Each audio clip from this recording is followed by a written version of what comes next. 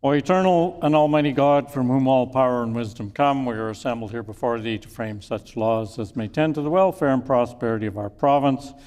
Grant, O merciful God, we pray thee, that we may desire only that which is in accordance with thy will, that we may seek it with wisdom and know it with certainty and accomplish it perfectly for the glory and honor of thy name and the welfare of all our people. Amen. We acknowledge we are gathered on Treaty 1 territory, and that Manitoba is located on the treaty territories and ancestral lands of the Anishinaabe, Anishinaabe, Dakota Oete, Dene Sulene, and Neothorg nations. We acknowledge Manitoba is located on the homeland of the Red River Métis. We acknowledge northern Manitoba includes lands that were and are the ancestral lands of the Inuit. We respect the spirit and intent of treaties and treaty making and remain committed to working in partnership with First Nations, Inuit, and Métis people in the spirit of truth, reconciliation, and collaboration. Please be seated.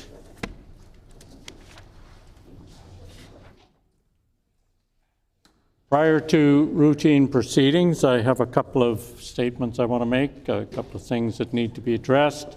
The first of which is that while we're in this chamber, the use of cell phones for talking on the phone is prohibited.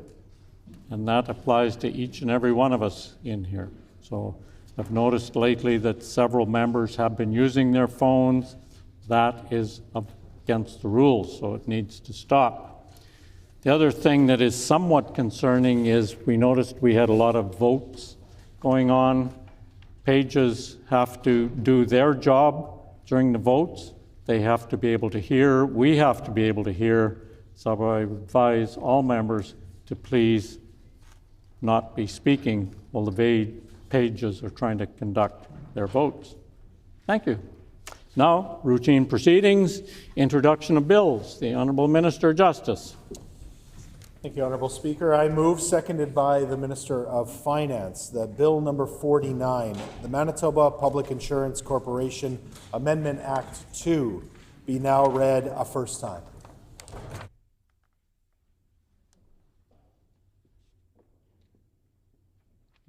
It's been moved by the Honourable Minister of Finance, or the Honourable Minister of Justice, seconded by the Honourable Minister of Finance, that Bill number 49, the Manitoba Public Insurance Corporation Amendment Act 2, be now read for a first time. The Honourable Minister of Justice. The Honourable Speaker, I'm pleased to present the Manitoba Public Insurance Corporation Amendment Act 2 to the House today. This bill will preserve in legislation MPI's current registered owner insurance model, one that has delivered affordable rates to Manitobans for many years. It's based on the principles of public insurance, which include universally available insurance, a simple rating system that encourages road safety, and affordability. This act will help to ensure that MPI remains stable, affordable, and focused on serving Manitobans, with a basic insurance model that the majority of Manitobans support. It's part of the work to put MPI back on track. By keeping MPI public and protecting the registered owner model, we are ensuring stable, affordable insurance for families now and for many years to come. Thank you, Honourable Speaker. Is it the pleasure of the House to adopt the motion? Agreed, and so ordered. The motion is accordingly passed. Committee reports. Tabling of reports. Ministerial statements. The Honourable Minister of Education and Early Childhood Learning. Thank you, Honourable Speaker. 2 years ago, Manitobans voted for change. They voted for a government that has a plan to fix health care, to reopen emergency rooms, and hire more staff. They voted for a government that is making their life more affordable by cutting the gas tax and freezing hydro rates. That's right. They voted for a government that is making our streets safer with more police and a real plan to end chronic homelessness. Manitobans also voted to reject division. Yeah. They voted against attacks on trans people and kids in our community, attacks the leader of the official opposition led. They voted against attacks on the families of murder victims. and they voted against a party that tried to pit Manitobans against each other. What Manitobans did not know was how little the former PC government, led by Heather Stephenson, cared about what Manitobans voted for. When politicians lose an election, they lose the moral and legal authority to govern during that handover period. But Stephenson and her colleagues, Cliff Cullen, the MLA for Red River North, and others, didn't care that they lost the election. They didn't care about the morality of their actions or the law. 2 years ago today, Honourable Speaker, October 6th of 2023, Stephenson and her ministers tried to push through the approval of the CO Silica mine. They didn't have the legal authority to do it, but they tried anyway. They ignored those who told them it was wrong and attempted to force it through. But our government said no. We knew that Stephenson and her PC party had lost the election and did not have the right to make the decision for this mine for Manitobans. It was a shameful day for our province to see how a former premier can debase herself, her government and her party in seeking to push this through. But the current leader of the PC party is still trying to hide the shameful series of actions from Manitobans. They are using every procedural tool to block debate on how their colleagues, ones who sit in this chamber right now, broke the law and broke the trust of Manitobans. Every day since the return of the Legislature, they have put up procedural roadblocks to debating the ethics report that details the wrongdoing of the PC party. That shows that former Premier Heather Stephenson blocked the Ethics Commissioner from finding out the truth. The report that shows that Cliff Cullen was breaking the law. The report that shows that the member for Red River North not only broke the law, but covered up for his colleagues along the way. And that member still sits in this PC caucus, someone they are proud to sit next to. Yep. We still have unanswered questions about the depth of the corruption that is within the PC party. And the MLA for Fort White wants to make sure that no Manitoban gets the answers that they are entitled to. Manitobans deserve to know what benefit Heather Stephenson or any other friends or dependents stood to gain from illegally approving the CO Silica mine. Manitobans deserve to know why she and all of her colleagues concealed the truth to cover up this wrongdoing. Manitobans deserve to know the answers to these questions because it is a sacred public trust to hold office in our province, and it should never be abused for private gain. The current leader of the PC party is blocking this legislature from asking those questions. We know he is not interested in hearing the answers. They might embarrass him or cause him discomfort. The answers might make him rethink why he accepted thousands of dollars in money from Heather Stephenson to fund his own leadership campaign. But it's Manitobans that deserve these answers, Honourable Speaker, and that is why we today are asking for Heather Stephenson to actually speak on the record. To answer the questions Manitobans have about this illegal attempt to force an approval of a sand mine. We know this legislature has the authority to call witnesses before it. If the current leader of the PC party is really not trying to block answers from Manitobans, will he support our call? Honourable Speaker, I am seeking leave to call Heather Stephenson to testify as a witness before this House on October the 16th at 1:30 p.m. from the bar to give evidence regarding why her government tried to force through an illegal silica sand mine. Yeah.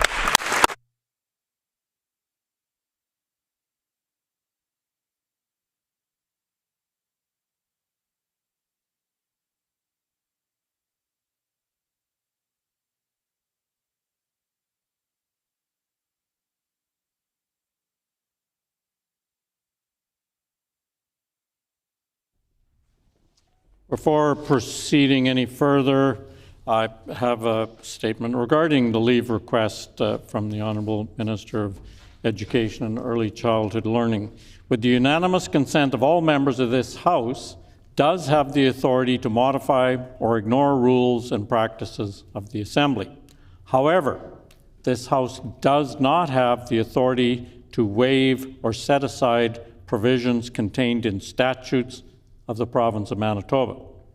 Regarding investigations of ethics complaint made by one member about another member's alleged behavior, Section 44(5) of the Conflict of Interest Members and Ministers Act states, and I quote, "The Assembly and its committees must not inquire into a matter that has been referred to the Commissioner."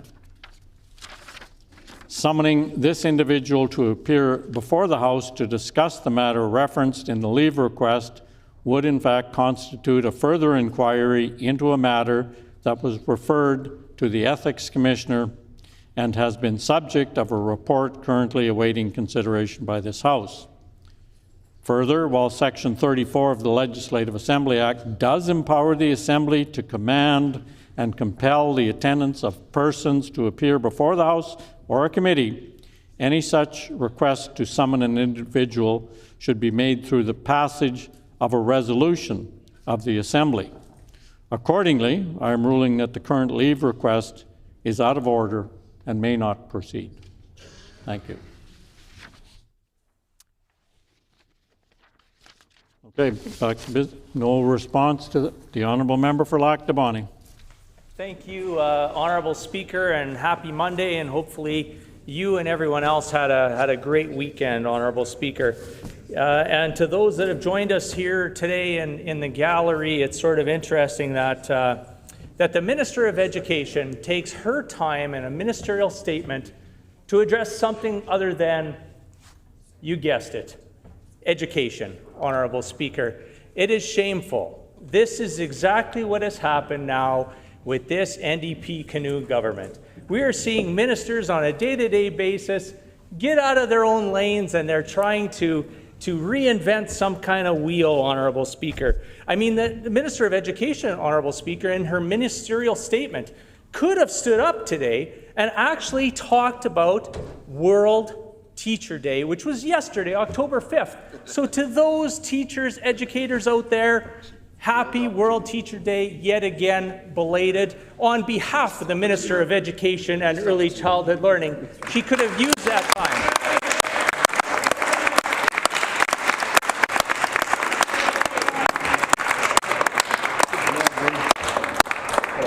You know, Honourable Speaker, as a teacher myself, it was time to make sure that we put that stamp out there and thank the teachers and the staff and everybody involved in the education world. You know, a happy 2025, 2026. And as we said that, Honourable Speaker, the minister is so embarrassed, followed by her premier, that they wouldn't even clap when our side of the chamber clapped for World Teacher Day, which was yesterday, October 5th, Honourable Speaker. One more poor example of how divisive and toxic the NDP side of the House absolutely are, Honourable Speaker. It's disgusting. You'd think that the Minister of Education, in a ministerial statement, would have possibly stood up and talked about some of her announcements that she's done recently from the Department of Education. Well, it is a teachable moment, Honourable Speaker. You know, the nice thing is that of those 22-ish projects that the minister stood up, patted herself on the back, Honourable Speaker, 2/3 of them were promised and funded by the former PC government.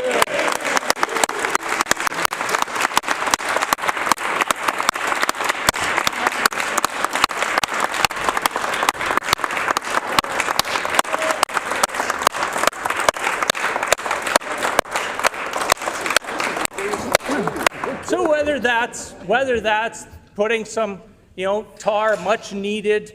And so the Justice Minister, I guess he's going to get up soon, Honourable Speaker, because he wants to say a few words. But some infrastructure improvements that need to be done to our educational facilities, which this Education Minister, along with her team and the Premier, won't bother doing, Honourable Speaker, because they only like cutting ribbons and something relatively shiny. Well, over the last couple of years, we've seen no announcements in regards to those types of things, Honourable Speaker. Matter of fact, the Minister for Environment stood there and he's busily heckling me. I guess he's going to get up and talk right away, considering the most recent education minister was a former environment and parks minister. So I'm not sure who's failing whether it's the new environment parks minister or now the new education minister. Well, we know, Honourable Speaker, that this is the NDP in action.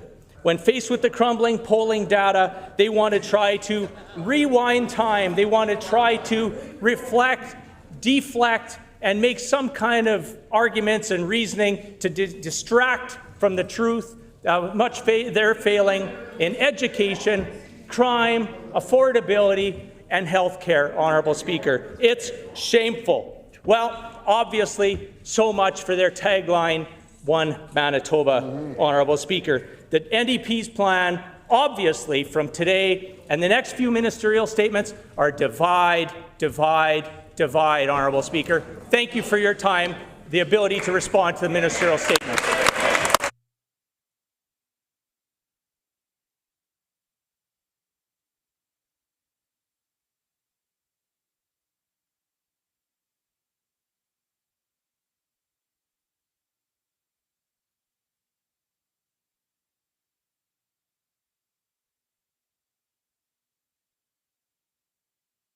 Further ministerial statements. The Honourable Minister of Families.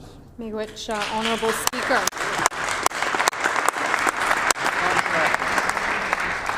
Today, the PC House Leader is playing political games at the direction of his boss, the opposition leader for the PCs. He is hiding himself and his friends from accountability by refusing to allow the ethics report to be debated on the chamber floor.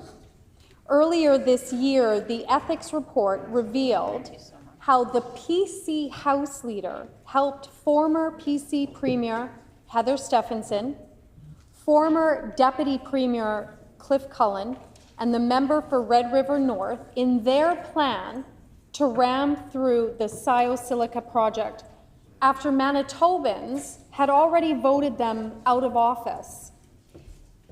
He did this, they did this, knowing full well the PCs no longer had the consent of the good people of Manitoba. The PCs and the House Leader did this knowing they were breaking both the spirit and the letter of our laws and violating the fundamental principles of our Constitution. And the PC House Leader was there every step of the way. He was there through it all. Backroom meetings, secret phone calls, and instructions given to civil servants to search for options to get around Manitoba laws. Manitobans put their trust in the PC House Leader when he was named Minister of Agriculture by the Stephenson government. He swore an oath to uphold the responsibilities and privileges of his office. He promised to work for the public good and not the private interests of his friends. The PC House Leader knows he failed to uphold his oath of office and his duties to Manitobans. He helped his PC friends look for loopholes. He looked for ways that his friends could corrupt our system. He advised them on how to avoid accountability, not uphold integrity. He chose loyalty to his friends over public duty. And today, by blocking debate on the ethics report, he's making the exact same choice again. Instead of coming clean, the PC House Leader refuses to allow this House to examine the report. He tries to cover up the unethical and corrupt conducts of his friends and colleagues in the PC Party of Manitoba. 2 years later, he still isn't working on behalf of Manitobans. Instead, he is working on behalf of Heather Stephenson, Cliff Cullen, the member for Red River North, the current PC Leader, and himself. He's working to protect all of their interests, not the interests of Manitobans. We know the PC House Leader has the power to support debate on the ethics report today. He could finally come clean and give Manitobans the answers they've been asking for. This is not about one project or one decision. It is a pattern of corruption that runs through the PC Party of Manitoba, from top to bottom, from cabinet ministers to caucus members, from the Premier's office to the House Leader's chair.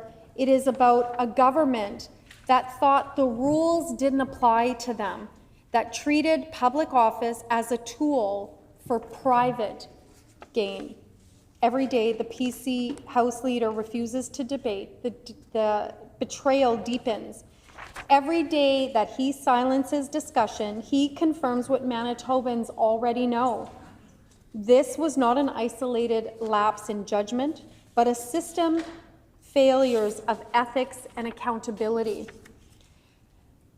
The PC Leader has the power today to have this report be brought before the Legislature.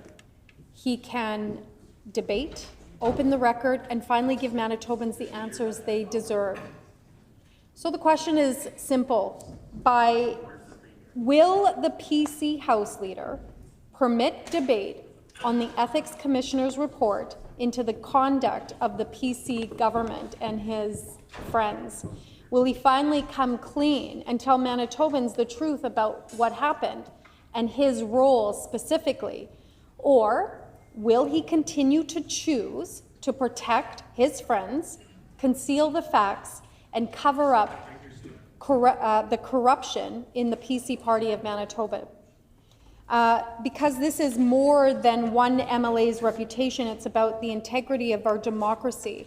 It's about whether or not our laws and constitution mean anything to the PC Party. And Manitobans are watching. Miigwech.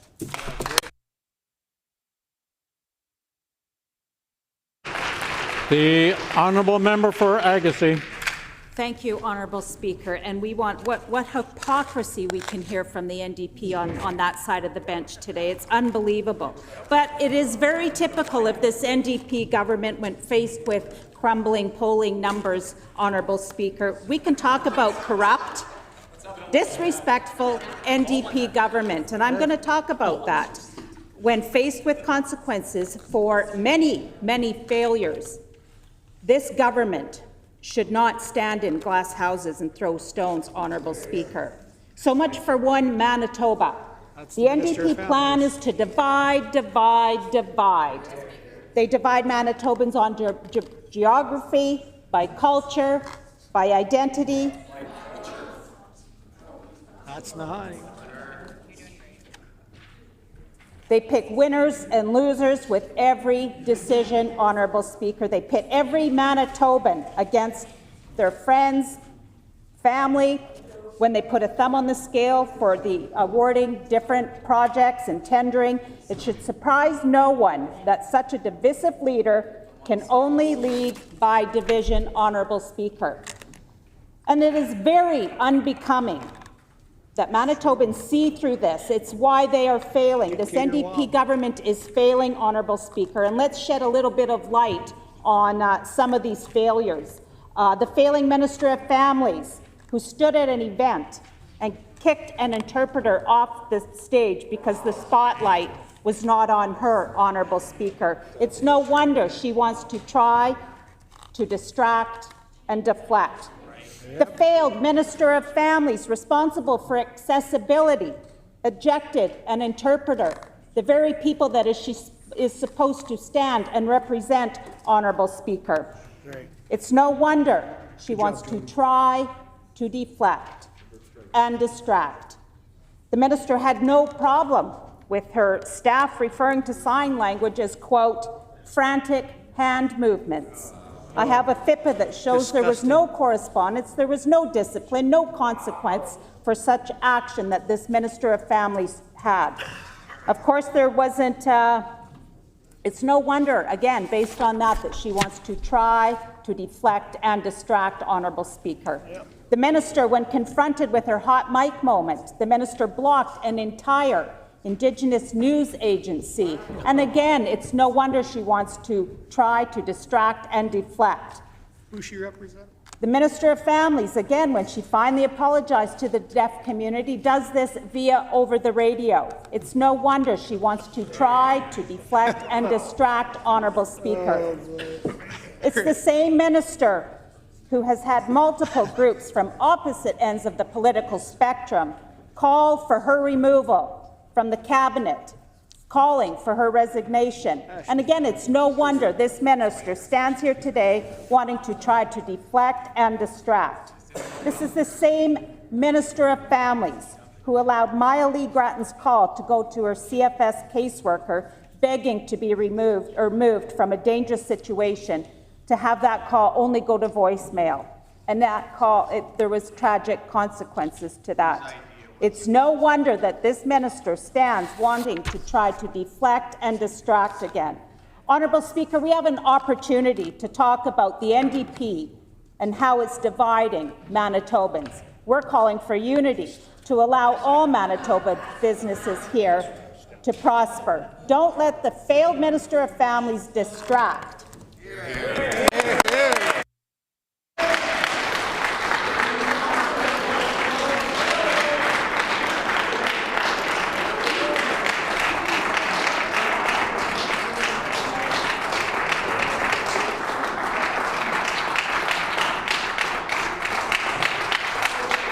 Order.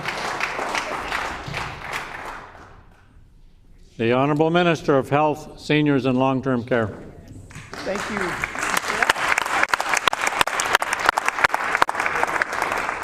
Thank you, Honourable Speaker. This spring, the Ethics Commissioner found that former Deputy Premier Cliff Cullen broke the law and violated our Constitution by trying to force through the Siosilica project, along with former Premier Heather Stephenson, the member for Red River North, and the PC House Leader. This violation of our Constitution goes against the very fabric of our democracy, which is built on the premise that when you vote, your vote means something. On this side of the House, Honourable Speaker, we believe that premise is worth speaking on and protecting. Manitobans believe the same. When Manitobans went to the voting booths in October 2023, they voted for a compassionate and inclusive government. They voted for a government that had a plan to improve health care, a plan to keep people safe, a plan to make grocery prices and gas prices cheaper. When the people of Manitoba vote, their voice should be heard, and the actions of a losing party must reflect this. During the handover period, the losing party must honor the people's vote. But that vote was not honored by Cliff Cullen. That vote was not honored by Heather Stephenson. That vote was not honored by the MLA for Red River North, who remains in that PC caucus. Instead of listening to Manitobans, Cliff Cullen tried to approve a project that Manitobans did not vote for. Instead of listening to Manitobans, he thought he should just do what he thinks is best, ignoring the law, ignoring the Constitution, and ignoring Manitobans. But we wouldn't let them do that, Honourable Speaker. We wouldn't let them get away with it. We knew that this corrupt act couldn't go ahead because that failed government had lost the election. Manitobans had spoken against them and spoken against their corrupt plans. It was and still is shocking to hear about how Cliff Cullen and the PC party tried to bully Manitobans by pushing this project through illegally. And who knows, Honourable Speaker, on that side of the House, who is advising Heather Stephenson to break the law. And it is equally shocking to see the leader of the PC party now trying to block debate on this issue. Honourable Speaker, what are they so afraid of? What are they trying to protect Cliff Cullen from? The ethics report names him 276 times and recommends a fine of $12,000. It says that he broke the law and he violated our Constitution, and yet this PC party will not let us hold him to account. When Manitoba's politicians violate the law, Honourable Speaker, Manitobans need answers. They need to know exactly what happened and why it happened. And most importantly, they need to know that it will never happen again. The actions of Cliff Cullen and his accomplices, some of which still sit in that corrupt PC caucus, violated the trust of Manitobans, and Manitobans are justified to question whether or not they can trust those politicians. To restore that trust, we need to continue to ask questions. Today, Manitobans are seeking answers. Cliff Cullen needs to answer the questions the people of Manitoba have about why he didn't care about their vote and why he tried to shamefully force a project through. The leader of the PC party has tried to distance himself from this corruption before, Honorable Speaker, but right now he's showing that he is one of them by blocking this very important debate. Will the leader of the PC party prove that he in fact does represent a new age of the PC party by supporting our call to bring Cliff Cullen to answer questions before this very House? Honorable Speaker, Cliff Cullen needs to answer why he went against Manitobans and tried to force through a silicical mine. And the leader of the opposition, the leader of the PC party, needs to explain why he is choosing to block debate and why he doesn't want the corruption of his party and his colleagues to come to light. Thank you.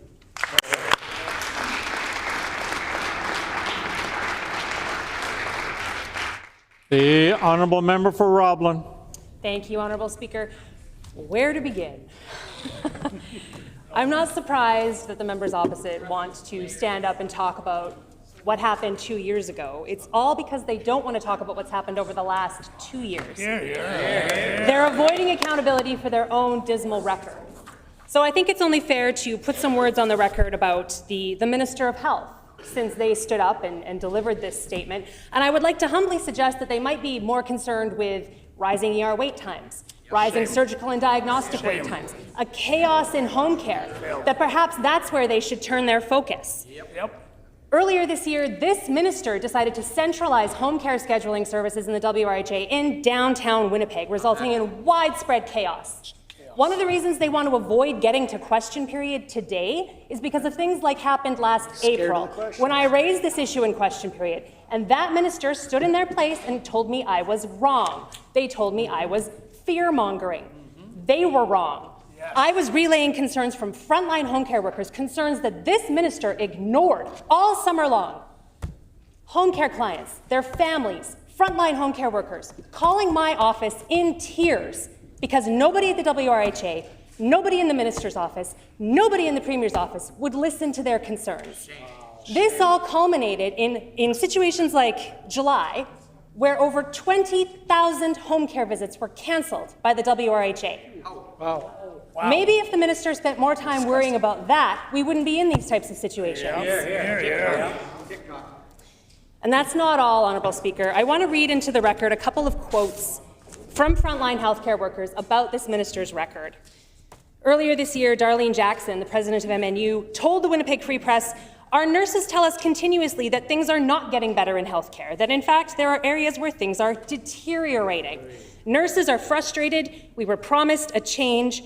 Things are not rosy in healthcare, despite what's been said. We are in a terrible crisis." That was February 12th, 2025. On February 13th, Darlene Jackson also said, "What we're finding is there's very little transparency from this government. There's almost no collaborative effort with this government."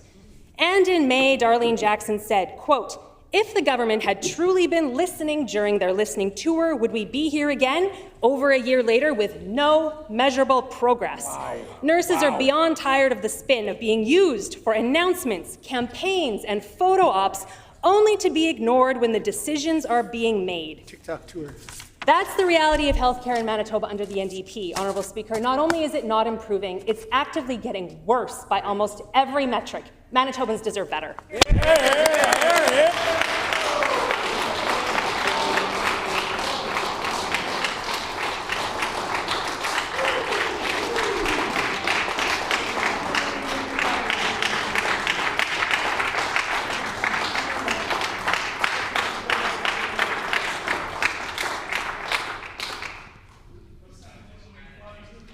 Order. The Honourable Minister of Environment and Climate Change.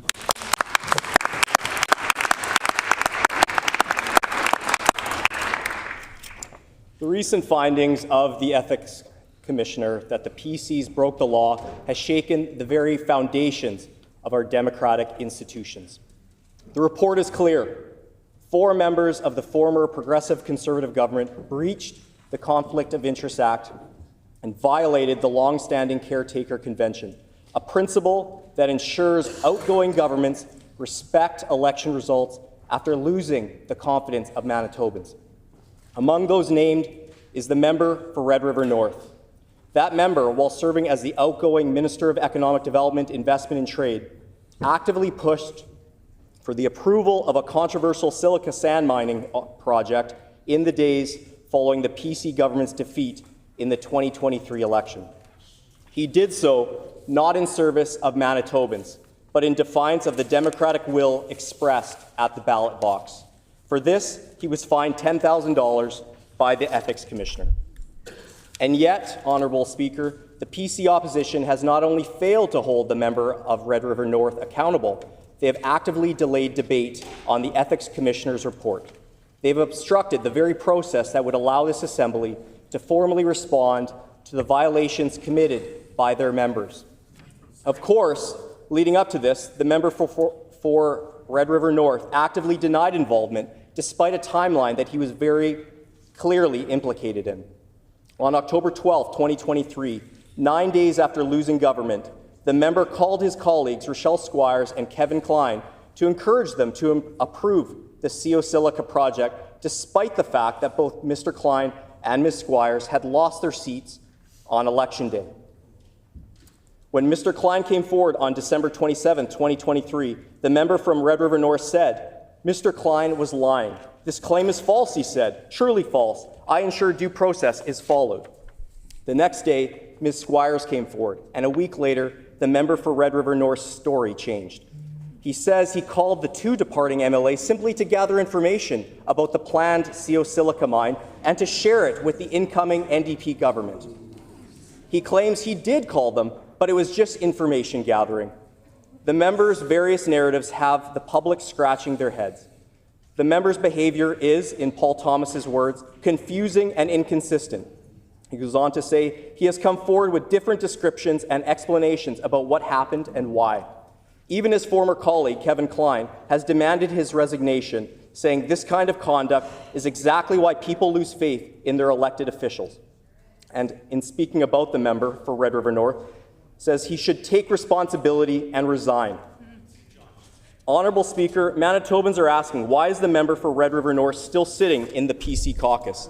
Why is the member for Fort White allowing him to remain in caucus as if this breach of ethics were a minor misstep? Why has the PC caucus not taken decisive action to restore public trust?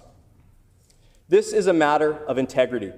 The Caretaker Convention exists to protect our democracy from precisely this kind of abuse. When elected officials use their final days in office to push through decisions that benefit private interests, decisions that were opposed by their own bureaucrats and colleagues, it is not just unethical. It's a betrayal of the people they were elected to serve. And yet, Honourable Speaker, the PC opposition has not only failed to hold the member for Red River North accountable, they've actively delayed debate on the Ethics Commissioner's report. They have obstructed the very process that would allow the Assembly to formally respond to the violations committed by their members. What message does this send to Manitobans? That ethics violations are tolerable? That accountability is optional? On this side of the House, we hold ourselves accountable by meeting with and showing up for Manitobans every single day.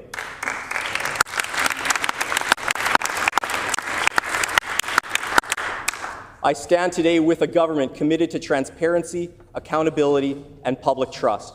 Honourable Speaker, the people of Red River North deserve answers. They deserve to know why the MLA pressured colleagues to approve a project that was ultimately rejected by our government due to the serious environmental and public health concerns. They deserve to know why their representative acted so egregiously. And all Manitobans deserve to know why the PC caucus continues to protect those who violated the public trust.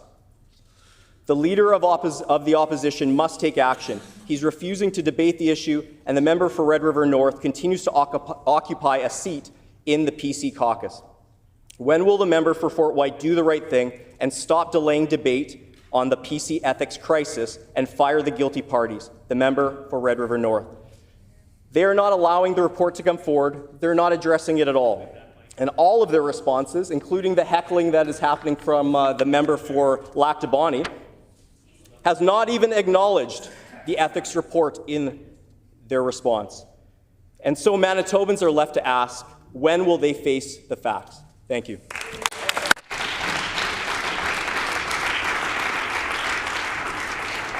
The honourable member for Riding Mountain. Honourable Speaker, I am disappointed but not surprised that this Environment Minister has taken the low road in his ministerial statement today. This minister has overseen the dumping of massive amounts of untreated waste into waterways. It's no surprise he would do the same into the airwaves. It's also no surprise he's trying to distract. This minister has overseen the slashing of parks budgets. He has cut everything but the grass. It's no surprise he's trying to distract. This minister has refused to work with stakeholders to protect the transmission of invasive species. This minister has allowed everyone but himself to be responsible for stopping zebra mussels. It's no surprise he's trying to distract. Honourable Speaker, thank you for the opportunity to talk about how the NDP government is dividing Manitobans. On this side of the House, we know Manitobans will see through this NDP division. Thank you. Here, here, here.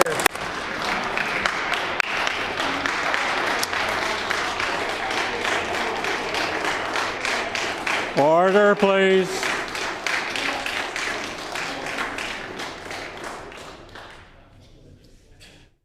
Order, please.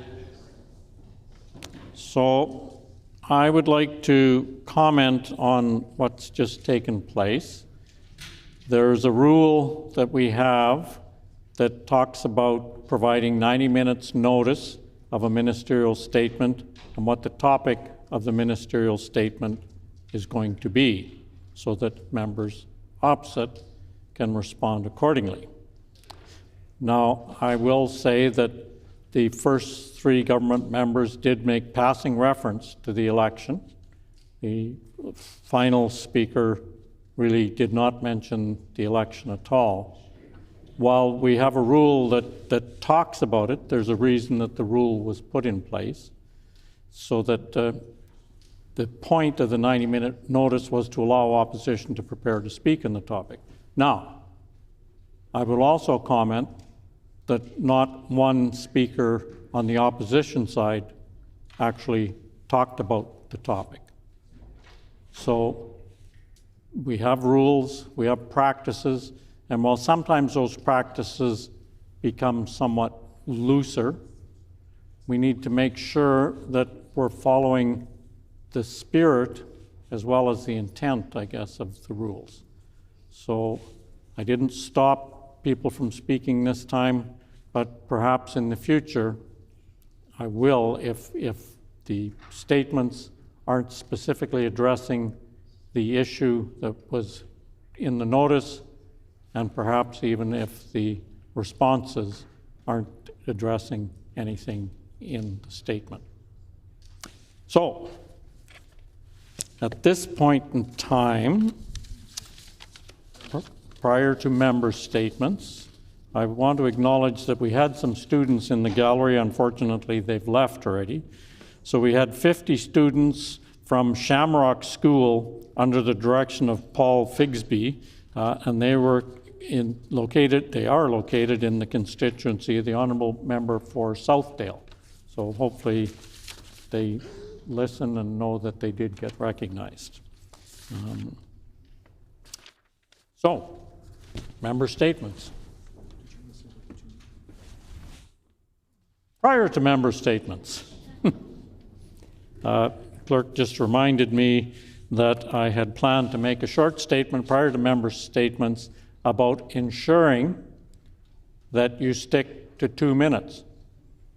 I talked about this on opening day, that member statements had to be 2 minutes or I would be cutting you off. Now, on day one, every member's statement, save one, was over 2 minutes. So keep that in mind today, that I will be stopping you at 2 minutes. Member statements. The Honourable Member for Kildonan River East. Honourable Speaker, today I rise to recognize the Manitoba League of Persons with Disabilities, better known as MLPD. I'd like to request leave to have my guest names entered into Hansard. A group of my constituents in Kildonan River East approached our local team when they were struggling with their Transit Plus service. Together with MLPD, our local city councillor, and residents in several of our apartment buildings, we facilitated dialogue based on the residents' lived experiences. That community collaboration opened my eyes to the barriers that too many people with disabilities still face every single day in our province.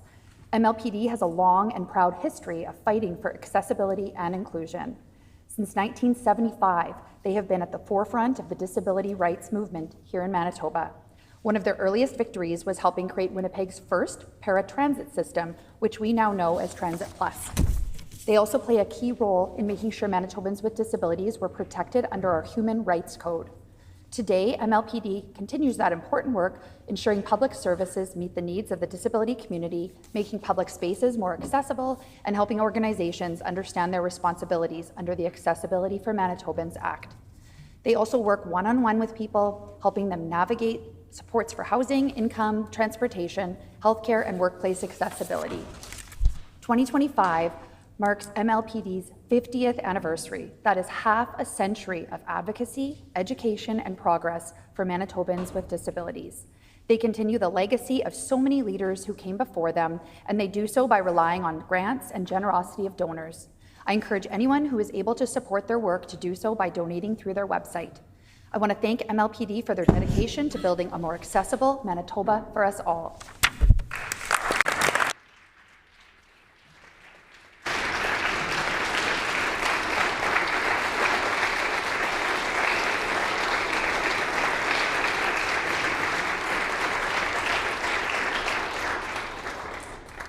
The Honourable Member for Roblin.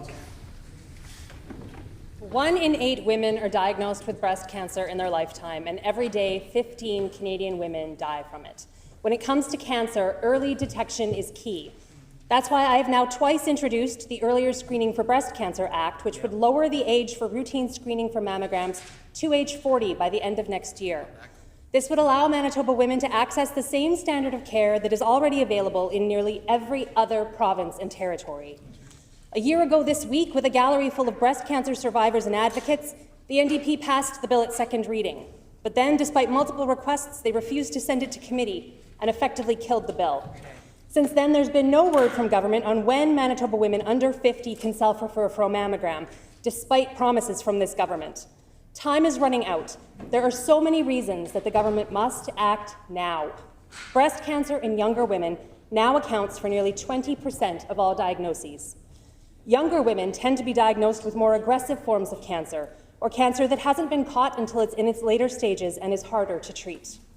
The peak incidence of breast cancer for Black, Asian, Hispanic, and Indigenous women are all in their 40s.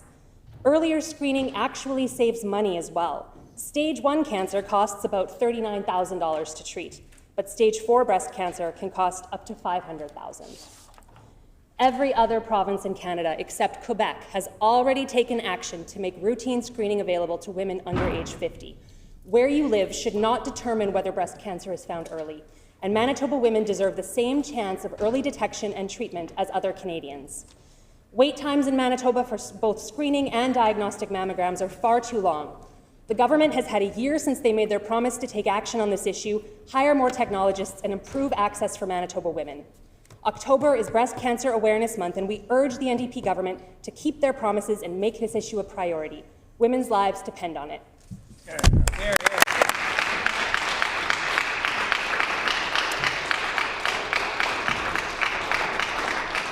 The Honourable Member for Tuxedo. Thank you, Honourable Speaker. Today, I'm proud to recognize an emerging Tuxedo constituency treasure, Hood and Dagger Productions, a shining example of what community theatre can achieve. Founded in 2024, Hood and Dagger's main mission is to build community through community theatre.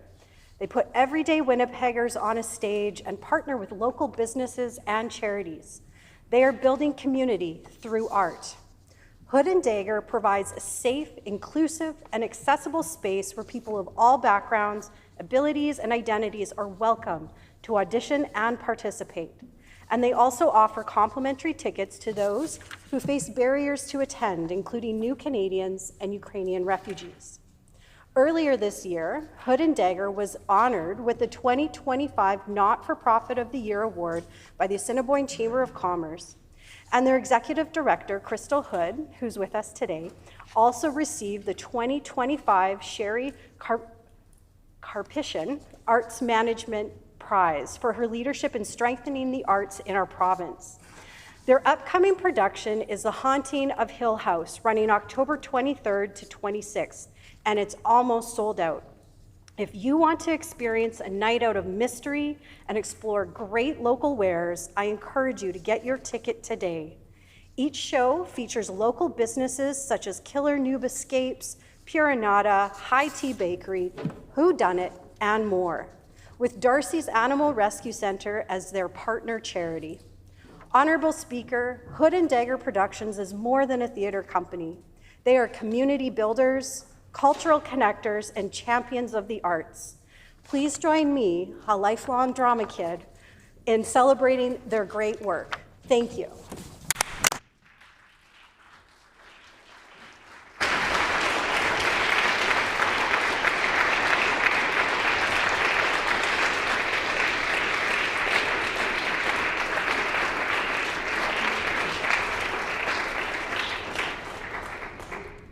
The Honourable Member for La Vérendrye. Thank you, Honourable Speaker. I'm pleased to rise today to recognize a remarkable milestone in my constituency. Menno Home in Grunthal is celebrating 65 years of serving seniors in our community. Menno Home stands as a powerful example of what can be achieved when community comes together to care for its own. Rather than waiting on government, Grunthal's churches rolled up their sleeves and made something happen. In 1960, 5 local churches joined forces to create Menno Home, a place where seniors could age with dignity, safety, and a sense of belonging. Over the past 65 years, both the community and the organization have grown. The addition of Greendale Estates assisted living and supportive housing means even more seniors can continue to age with dignity close to home. Grunthal's churches still play an active role in guiding Menno Home, alongside family representatives and a caring leadership team. I'd like to acknowledge CEO Dave Claringbold and board members Leonard Clausen, Agatha Reimer, and Anne Funk, who join us in the gallery today. Thank you for your service to our seniors and your commitment to our community. 65 years is a tremendous achievement, a legacy of compassion and care that have blessed our Southeast region.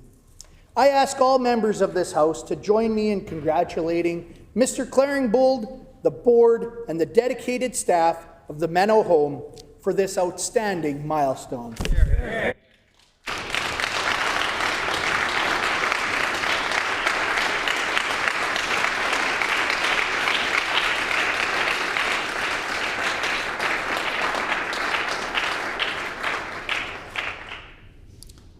The Honourable Member for Burrows. Mabuhay, Honourable Speaker. Today I would like to recognize the outstanding contributions of the Philippine Basketball Association Winnipeg, which is proudly celebrating 25 years of dedicated service to our community. What began as a small league with just 7 teams has grown into Manitoba's premier Filipino basketball organization, run entirely by volunteers who are deeply committed to youth development and community engagement. For a quarter of a century, PBA Winnipeg has provided a platform for young athletes to showcase their skills, build confidence, and pursue their passion for basketball. Through their efforts, countless youth have had the opportunity to participate in local, national, and even international competitions representing not only their teams, but also the vibrant Filipino community in Manitoba.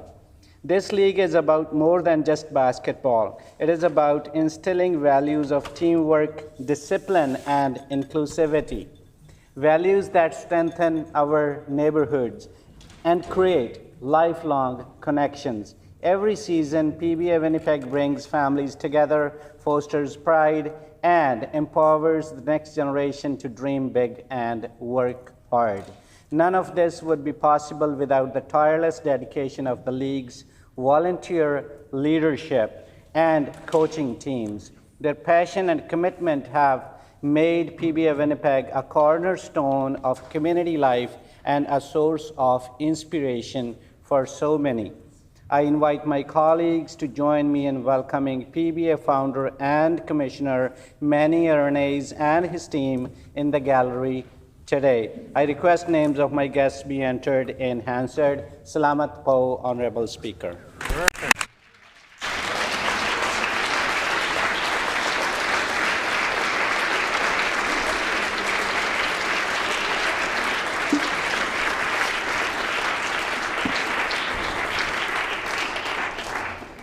Prior to oral questions, I'd like to draw the attention of all honourable members to the public gallery, where we have with us today from the Manitoba League of Persons with Disabilities, Ellen Mankiewicz, Interim Executive Director, Cheryl Peters, Project Manager, who are guests of the honourable member for Kildonan River East, and we welcome you here today.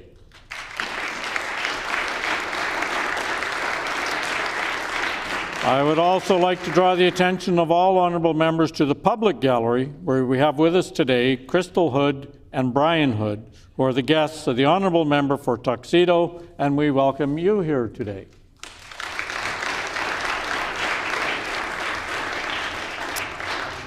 Now, members may have noticed a new face at the table today, and I would like to take a moment to introduce to the House Manitoba's first ever Clerk Assistant Procedural Clerk, Mrs.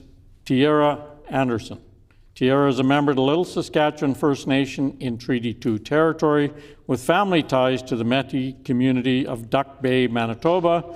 She is the first First Nations person to serve at the table of the Legislative Assembly of Manitoba.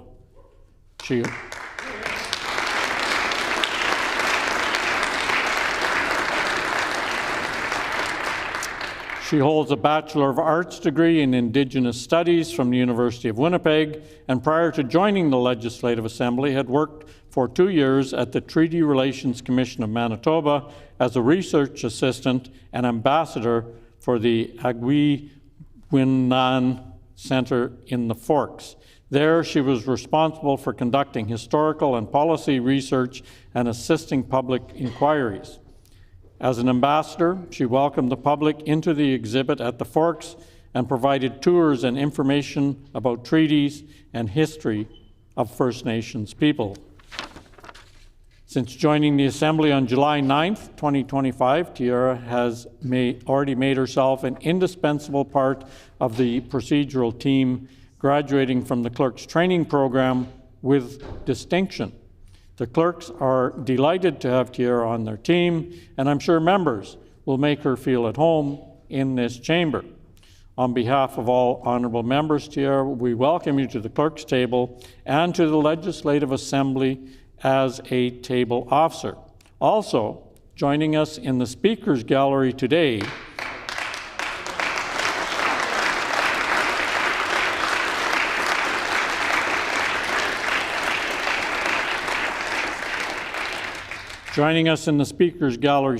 is Madeline Anderson, Tierra's mum. On behalf of all honourable members, we welcome you to the Assembly.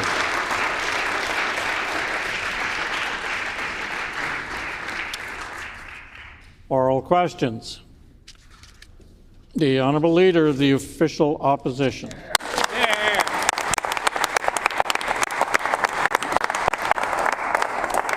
Honourable Speaker, no one believes the NDP will balance the books by 2027 like this Premier falsely promised.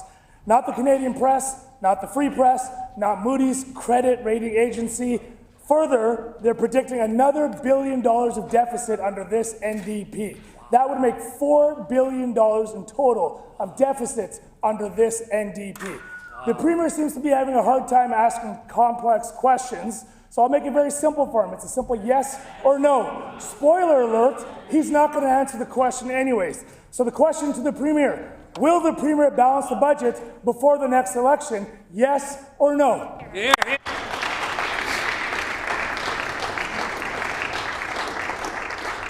The Honourable First Minister. I want to take this opportunity to welcome Ms. Anderson to this amazing chamber and to say on behalf of all of the members of the Legislative Assembly, we hope that you keep us in line, and good luck with that on some days here. I also want to welcome her mother. I'm sure you're very proud of your girl, and I got a lot of good friends in your community, so obviously we'll get to know each other over the coming years. When it comes to the members opposite, it's their deficit. Yeah. For years and years and years, they cut everything in sight, and then when it was time to get reelected, they went on the spending spree to end all spending sprees. Spoiler alert, it didn't work. Now they're on the opposition benches. The members should read the Moody's report rather than just hearing about it secondhand from his colleagues. They affirmed our credit rating. They said this government is doing a good job. It was a welcome change, they said, from the previous government's financial shenanigans. There's one question everybody in the House wants to know. Why are you blocking the ethics report? The Honourable Leader of the Official Opposition on a supplementary question. There you have it, Manitoba. No answer from this Premier. The Auditor General said that $373 million were left by the previous PC government. That has turned into $4 billion of deficit by this NDP. No one believes this Premier, not news reporters, not one credit rating agency, and not one Manitoban. Another broken promise by this Premier and this failed NDP government. Healthcare is failing, crime is at all-times high, and the fiscal controls are out of control, actually don't have any in this province under this government. Will the Premier stand up today and apologize to Manitobans for all of these broken promises and failures by this NDP government? The Honourable First Minister. You know, the member opposite is trying to give lessons on money when he couldn't even run a lemonade stand. That's right. And I mean, literally, all his lemonade stands are closed. Yes. The one in Osborne Village is closed. The one at the airport is closed. The other one, they actually put a sign up in the window and said, evicted for non-payment of rent. Wow. When it comes to this side of the house, we got the best finance minister in the country. I mean, what is going on here? Moody's affirmed the job we're doing. S&P affirmed the job we're doing. DBRS Morningstar approved the job that we're doing. The only thing that Manitobans ought to know about what's going on in the House here today is why are they blocking the ethics report? What are they hiding? First time ever, a Premier, Heather Stephenson, the one that they were all acolytes of, was fined. Fined 18 grand for breaking the law, violating the Constitution. Why don't they want to have debate? Why don't they want to talk about that? Why don't they own up to the fact that they blocked the machete bill for an entire month in the spring? Tons of stuff to discuss. Time has expired. The Honourable Leader of the Official Opposition on a final supplementary question. Manitobans saw it right there. I'm asking questions about the economy and this $4 billion deficit. What does this Premier do? Personal attacks. That's all he has. Calling Manitobans goofballs and launching personal attacks. We called in this very House to bring that report forward in the spring so we could debate it in the spring and pass it in the spring. This NDP government and this Premier are playing games and launching personal attacks. Manitoba saw a loss of 4,300 jobs in August under this NDP government. That's 22% of all manufacturing jobs lost in Canada happened here under this NDP government. Now the Premier goes and will not answer a question on about economy and will launch a personal attack. So I'll simply ask him, why is the Premier doing nothing to combat the job losses happening here in Manitoba? The Honourable First Minister. We're up 17,000 jobs in Manitoba since we took office.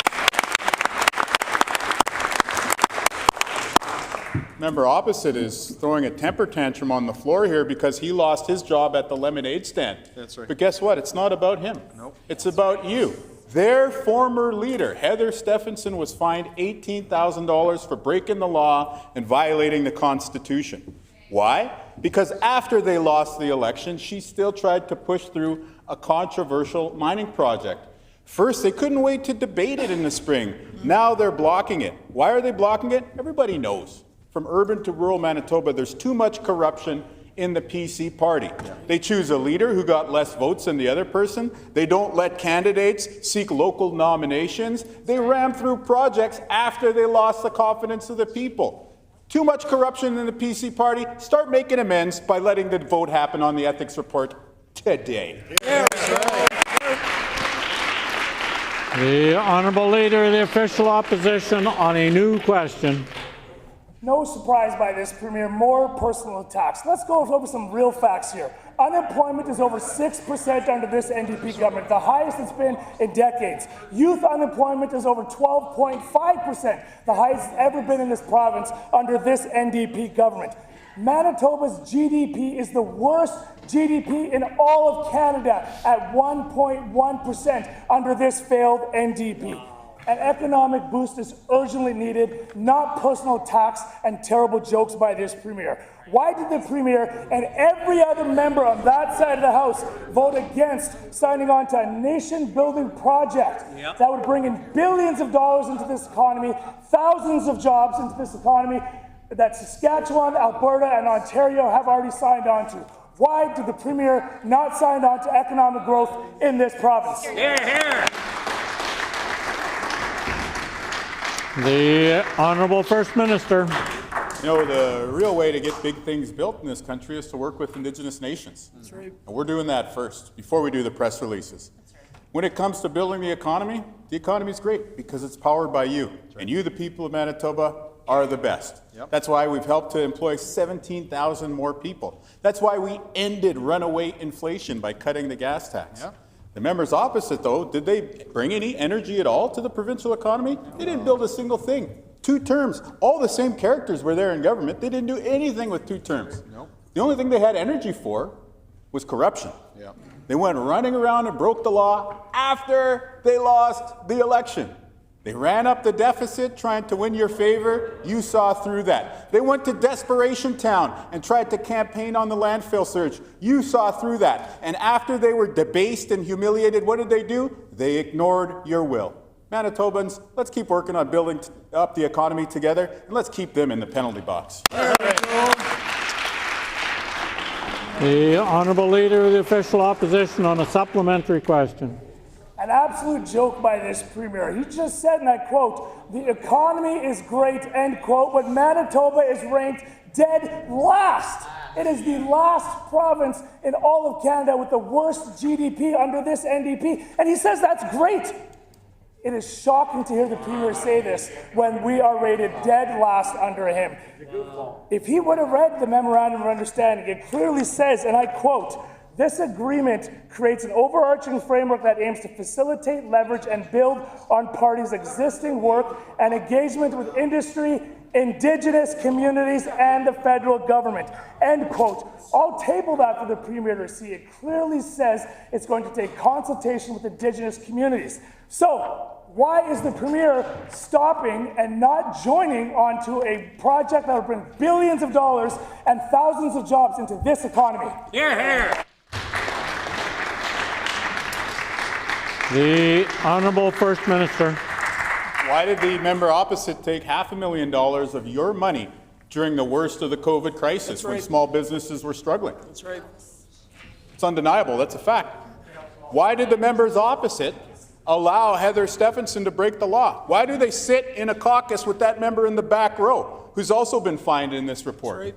Why do they waste your time, each of them collecting a $100,000 salary a year, and block this report from being debated? There's too much corruption in the PC party of Manitoba. The worst thing about it is they don't even know what they're doing. They fall backwards in a complete show of incompetence into breaking the law and violating the Constitution. The member himself, if you want to see incompetence, shows up at CBC where he's asked about taking umbrage with my colleague from St. John's, and he admits on the radio to all Manitobans, talking about his questions, his performance in question period, yeah, the timing is unfortunate. Newsflash, opposition, it's not just your timing, it's all the corruption. Member's time has expired. The Honourable Leader of the Official Opposition on a final supplementary question. Honourable Speaker, I can't control the terrible timing by this failed health minister. I can't control that she kicks an ASL interpreter off the stage. I can't control Order, that please. I would just remind the Honourable Leader of the Official Opposition that proper pronouns are important. So if you could apologize, the Honourable Leader of the Official Opposition. Apologize, Honourable Speaker, I meant to say failed families minister. I can't control when the failed families minister kicks an ASL interpreter off the stage, or when they block families from communicating with their foster families, or when she shows no empathy for someone who's been murdered. The Premier needs to look himself in the mirror and across the board there with his cabinet minister and remove that cabinet minister. That's accountability if this Premier wants to do something. We've been calling on that ethics report to come forward from the spring. And what does he do? He's playing games. They could have called it any time. Another failure by their government House Leader, their families minister. It's simple. Why is the Premier standing in the way of billions of dollars and thousands of jobs coming to this province? Why will he not sign an agreement with Alberta, Saskatchewan, and Ontario to bring prosperity to Manitoba today, not 2040?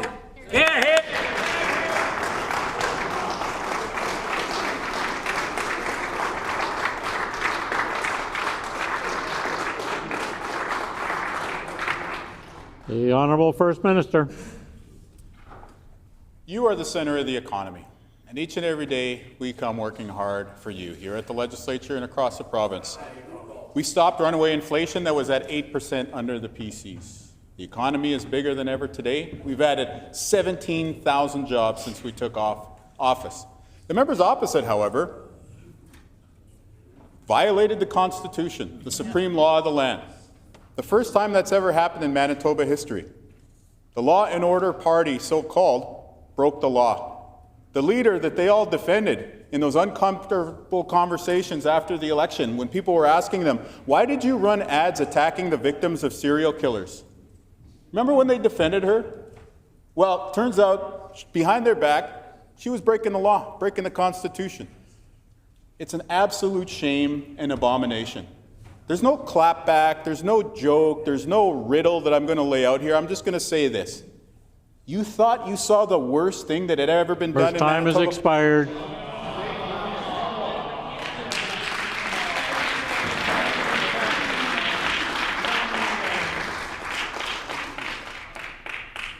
The Honourable Member for Midland. Honourable Speaker, this NDP minister is failing to keep taxes low and failing to balance the books. A $2 billion deficit his first year, followed by $1.1 billion deficit last year, and now he's projecting close to another $1 billion deficit this fiscal year. That is almost $4 billion in cumulative deficits since this NDP minister came into power. No one credible thinks that this NDP can actually balance the books by 2027 or even beyond. So will this finance minister finally admit that he has failed and he will never actually balance the books by 2027?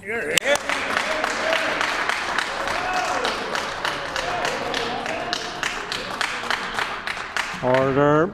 The Honourable First Minister. You know, it's an interesting strategy that the PCs have, which is quit before you even get started on the job at hand. Obviously, you can see that's a reflection of the content of their character. We've got a great finance minister who's well on the way to cleaning up the mess that they caused. But one thing that is not being cleaned up is the complete and utter disregard for ethics, complete and utter disregard for the law. The members all sat at the cabinet table alongside a series of individuals, one of them who's still in their caucus in the back row there, as they tried to ram through a mine after you voted them out of office. That is corruption. That is illegal. There are fines being brought forward here on the floor, and they're trying to block it. Question for the member who still has a few years in her political career ahead of her. What have they got to hide? There we go. The honourable member for Midland on a supplementary question. Honourable Speaker, this Premier just stood up and questioned my character when I asked the Finance Minister a very simple question as to whether he was going to balance the books by 2027. That is shameful for this Premier. It is 2025. The Brandon Sun, the Free Press, credit rating agencies, and political scientists are all saying that red ink will continue in 2027 and likely beyond. Manitoba's economy is lagging behind the national average. GDP growth is stagnant. Unemployment is on the rise, and Manitoba families are struggling to pay off their bills because of these NDP higher taxes. Honourable Speaker, the minister has refused to say whether he will raise taxes again this year to pay off his debt. Member's time has expired.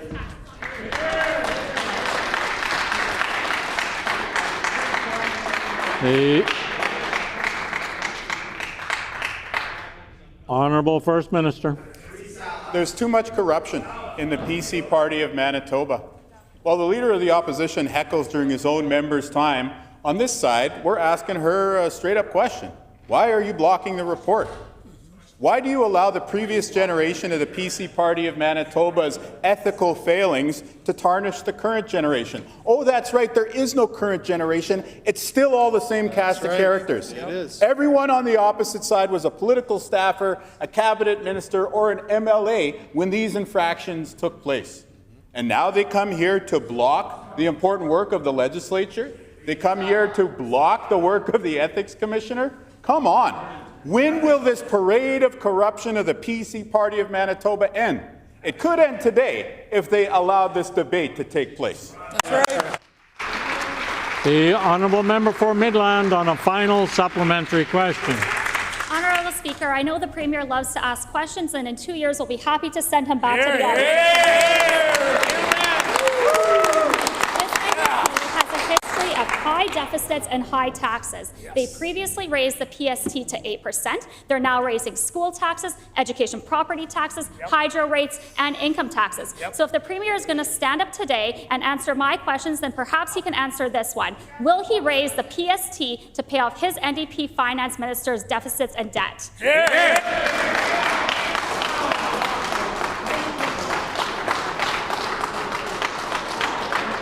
Order.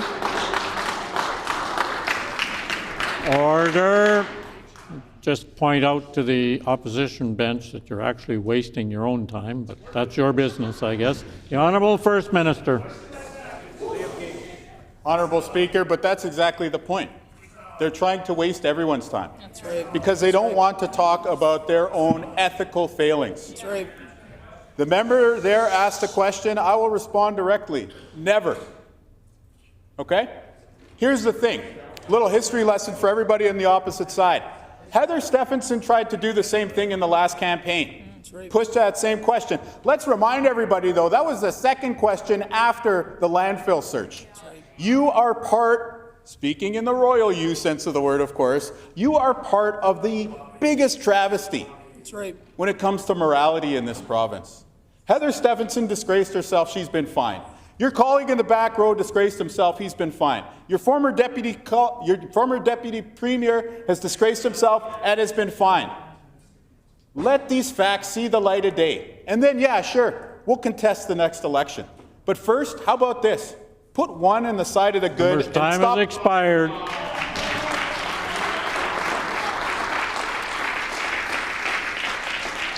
The honourable member for Roblin.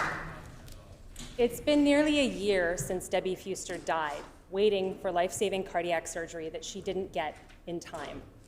Debbie's family is calling on this government to make some simple changes to make sure what happened to her doesn't happen to anyone else. The minister put on a good show. They met with the family and said all the right things. But since then, nothing. Why is the minister refusing to be accountable for what happened to Debbie Fuster and refusing to take action to prevent this from happening to anyone else? The Honourable Minister of Health, Seniors and Long-Term Care. I want to thank Debbie Fuster's family for their ongoing relationship with our government. I had the opportunity to talk with her son this summer. I had 2 separate conversations with him, the last one just a few weeks ago, to discuss the work that we are doing to move this area of healthcare forward. It's unfortunate that the member opposite, while she was advising Heather Stephenson, made decisions to cut the cardiac program of excellence here in Manitoba. And when she stands up and asks about accountability, one has to wonder why it is that she is blocking the opportunity to hold Heather Stephenson accountable in this House. She violated the Constitution, she broke the law, and she should answer to that. Right.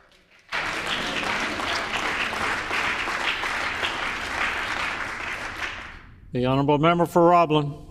Honourable Speaker, a woman died. I know they've all got their talking points and their message track for today, but that is a really bad look coming from the Minister of Health. Yep. 6 months ago, the government passed Debbie's law at second reading.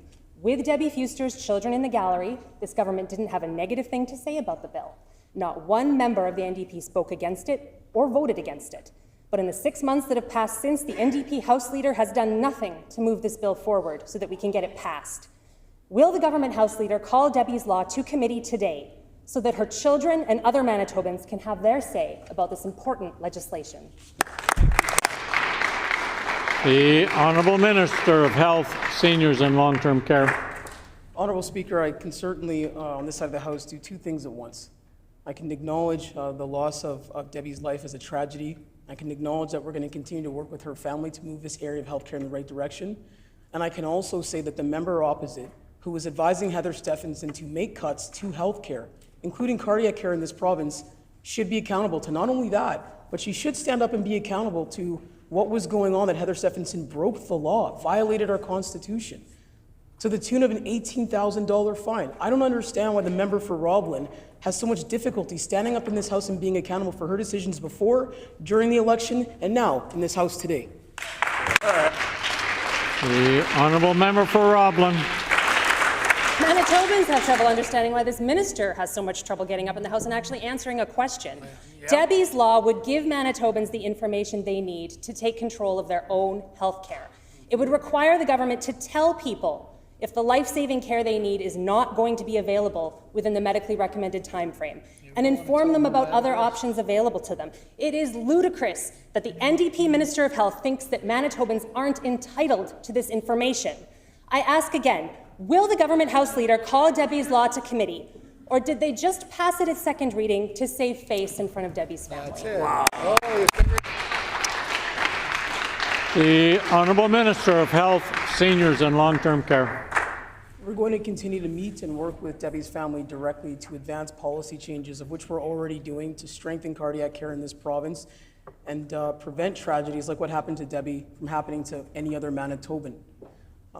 Honourable Speaker, I would ask the member opposite to really reflect on her role in the previous government of cutting the Cardiac Centre of Excellence. She had a hand in that. She should be accountable to that. And I would ask her to reflect on her role today in blocking the accountable of her colleagues in that caucus and the former Premier and former Minister of Health she advised, the same former Premier who broke the law and violated the Constitution and broke the trust of Manitobans. Is that the record she wants now, to continue to break the trust of Manitobans across this province? The Honourable Member for Swan River. Thank you, Honourable Speaker. The data is clear. Moose populations in the Duck Mountains and the Porcupine Forest are at their lowest levels in over 20 years. And I table those results on the survey that has taken place. We know that conservation closures work. We know that it is our only hope in restoring a healthy moose population. In the interest of future generations of Manitobans, will the minister call for an immediate conservation closure in the Duck Mountain Park and also in the Porcupine Provincial Forest? The Honourable First Minister. You know, I got a lot of time for moose hunters. Moose meat is delicious, probably the best tasting wild meat that there is.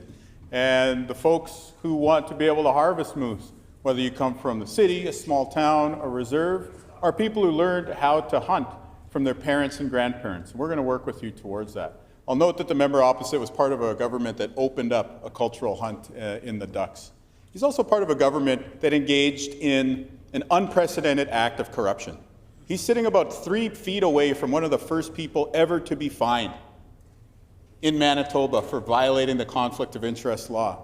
He ran under office with Heather Stephenson, who committed the ultimate belly flop in terms of PR, but a serious transgression when it came to morals, when it came to trying to violate the Caretaker Convention. Will the member opposite look to his right and ask his colleague whether any of the PC caucus money in their collective budget will be used to pay the Red River North fine? The honourable member for Swan River on a supplementary question. Honourable Speaker, in 2010, when moose populations hit a historic low, the NDP government enacted a conservation closure. At that time, there was 1,349 moose in the Duck Mountains and 1,122 in the Porcupine Forest. Today, those numbers have dropped to 1,169 and 409 respectively. Given the current populations are even lower than when previous closure was imposed, what's preventing this minister from implementing a conservation closure? Good question. The Honourable First Minister. We're going to work with moose hunters of all backgrounds to ensure that we have access to a hunt to put food in the freezer, but also to ensure that that way of life that you learn from your parents and grandparents, you'll be able to show to your kids. Notice in the question there, the member opposite glosses over the fact that his government opened up the hunt in these parts of the province. He was also part of a government that couldn't count moose. How long were they in there? They never got a single count. He was also finally part of a government that made history in breaking your will. Moose hunter and animal lover alike. You went to vote and they broke the law by ignoring the results of that election. His seatmate has now been fined. And what does he do with his $100,000 a year salary? Does he come in here to take the blame? No, he comes in here to block the exercise of your democratic franchise. It's not just a debasement of our democracy, it's a debasement of our veterans and what they sacrificed for in this country. The honourable member for Swan River on a final supplementary question. Honourable Speaker, the Premier is now 0 for 2 in conserving moose populations for future generations. Dr. Crichton, Manitoba's longtime moose expert, warned, and once populations fall below 1,300 to 1,400 animals, recovery becomes nearly impossible. We're at the point now, every week, without a closure, brings us closer to losing these herds for good. 3 in 4 Manitobans, including 77% of Winnipeggers, support a conservation closure. And I table the Legislature report here that was just taken. In both science and public opinion support it. Why doesn't this Premier or the Minister? The Honourable First Minister. We're going to work with moose hunters from all communities to make sure that there's a hunt for generations to come. The PCs didn't do anything to support that during their time in office. What did they do? Well, I think everyone in rural Manitoba knows that there's too much corruption in the PC party of Manitoba. They don't let local people run for candidate. They don't let rural Manitoba, the person who had the most votes, become the next leader. They never let rural choose. And now here again, day after day, they block the accountability for Heather Stephenson. They block the accountability for their former deputy premier, for their current MLA. They've all been fined for breaking the law. Each one of them is collecting a 6-figure salary right now to do what? To debate that? To engage with the issue substantively? No, they come here day after day to block the progress of our democracy. Here's a question for the members opposite. It's clear that you'll block democracy when it happens here in the chamber. But next time, after the next election, are you going to respect the will of the people or not? Member's time has expired. The honourable member for Turtle Mountain. Honourable Speaker, earlier this summer, a 77-year-old man died at the intersection of Highway 5 and 23 in a preventable crash. Local media had reported after some work had been done in the area earlier, rubble strips were not replaced on the stretch of road that was under construction. Why is this minister allowing safety downgrades to Manitoba highways? The Honourable First Minister. You know, when it comes to road safety, our government is really serious. And I'm very, very sorry to people who've lost family members to unsafe driving conditions.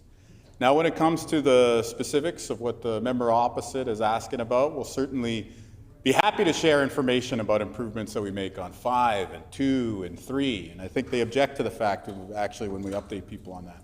But this member actually is part of this corruption that we've been talking about in the PC party of Manitoba. He's implicated right there alongside the leader and the rest of the cabinet. What's more, there is a report about SIO Silica that names a government relations person from SIO. This member, during this legislature, goes and starts a business with that person. What? It's all there on the public record. Wow. This is all factual. Perhaps the member would like to explain why he has started a business with somebody implicated in the SIO report at the same time that he comes to the ledge to block debate about the SIO report. Shame. Order. The honourable member for Turtle Mountain on a supplementary question. Honourable Speaker, it's kind of sad when we were actually asking the minister when it came to the highway conditions, when it came to actually a death of a 77-year-old. It's pretty bad when you actually have a death of an individual being politicized by this premier. It's very shameful, Honourable Speaker. And at the same time, this minister also, this summer, she has taken down the project map offline. Manitobans can't get ahead of what is actually at work when it comes to the highways, especially when it comes to Highway 5 that should have been completed by now. The site has been down for most of the summer, saying that it was available September 30th. Well, September has come and gone, and the site is still not up. What is this minister hiding from Manitobans? The Honourable First Minister. When it comes to road safety, we know that this is a serious issue. That's why I answered the substance of the question. However, this member, not only is he a former Minister of Infrastructure, who if roads in his part of the province are in a state of disrepair, he owns some of that accountability. He also, as part of the PC party, owns some of that accountability. But I invite people out there to go and read the report that they are blocking debate on. I invite the members of the PC caucus to go and read the report that debate is being blocked on. There is a GR person in that report who is very, very pushy. That same person went into business with that member. Not before the election, not immediately after the election, during this current session. So what are they up to? What's the nature of the business relationship? What activities will his business partner be engaged in? These are all important questions that the public has a right to know. No wonder they're blocking debate on this. The honourable member for Turtle Mountain on a final supplementary question. Honourable Speaker, you know, this is it's actually there's definitely an I in that team. How that team is spelled. The premier is all one-man show. Order. The minister and the premier finally left the Perimeter Highway this past summer to pay for the by-election in Spruce Woods. Of the announcements that the minister made, the vast majority of those projects were on our PC 5-year plan, Honourable Speaker. And what has actually been either scheduled or completed. Much like Highway 5, that should have been completed by now, and then actually Oak Lake Dam, that should have been started by now, Honourable Speaker, but now they actually promised it in 2 years from now, Honourable Speaker. Why is this minister delaying these important projects for the Westman?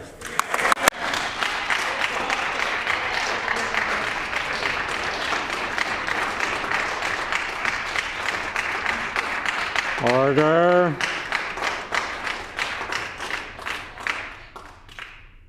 The Honourable First Minister. Hey, listen, I take no pleasure in it. I'm just laying out the facts. If the member's not comfortable with the facts being on the record, then maybe that's something that he should reflect on. When it comes to the roads across Manitoba, hey, listen, we know we got to drive on these things just like you. We're fixing it. We're building Manitoba, and we're pushing back against Donald Trump. When it comes to the members opposite, though, you've seen it right here on display. Just a complete lack of cognition, a complete lack of awareness over their ethical failings. They sit there and blah, blah, blah, blah, standing ovation when they evade questions. They stand up here and they block debate. when it comes to an ethics report. They sit in a caucus with somebody who broke the law during this term in government and was found to have engaged in unconstitutional actions. They turn to their colleague who's heckling me right now and they say, oh, buck up, buddy. I'm sure there's nothing untoward with you and the lobbyist from the SIO report. Why didn't they put out a press release about that? Yeah. You go and Your start time a has business expired.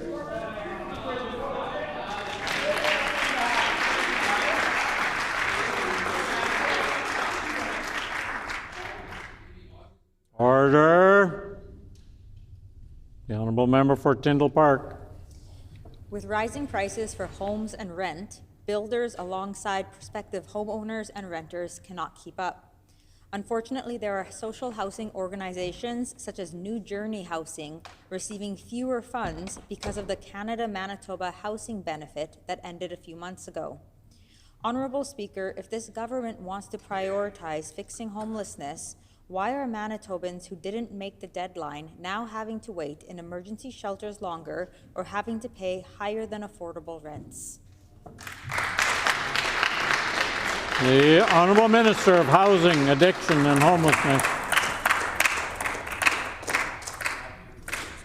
Honourable Speaker, and I want to thank that member for that question. It gives me an opportunity to outline. We've housed over 2,700 people this year.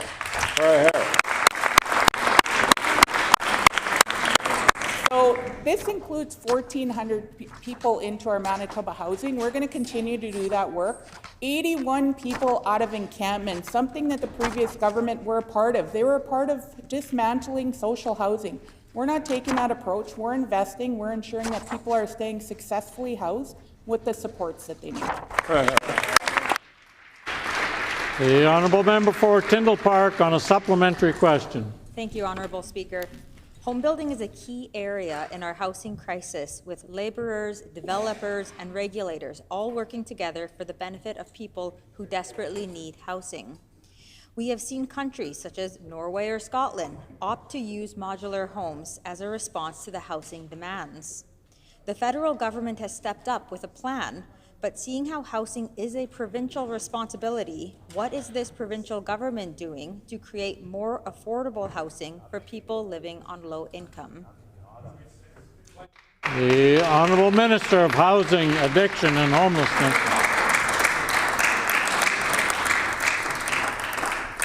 So I thank that member for that question. This government is building, supporting, and we're going to continue that work, and we got more work to do. The honourable member for Tyndall Park on a final supplementary question. Honourable Speaker, there are currently over 2,000 Manitoba housing properties still sitting vacant. Some only need minor repairs, little renovations to be made. This would allow them to be habitable. According to the current estimates of expenditures, this government strategy has resulted in only 94 social units when funding was available for 350, Honourable Speaker. What is this government's target for 2025-26, and how will the minister guarantee that it's met and provide Manitobans with the confidence they deserve that the funds being allocated into housing here in Manitoba are actually being put where they said they are?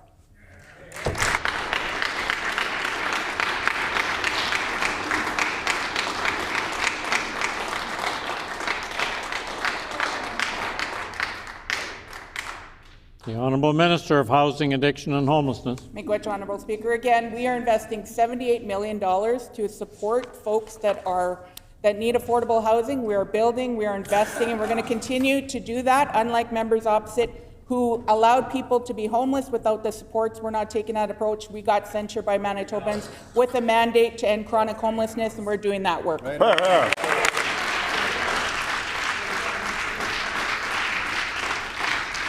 The honourable member for Waverley.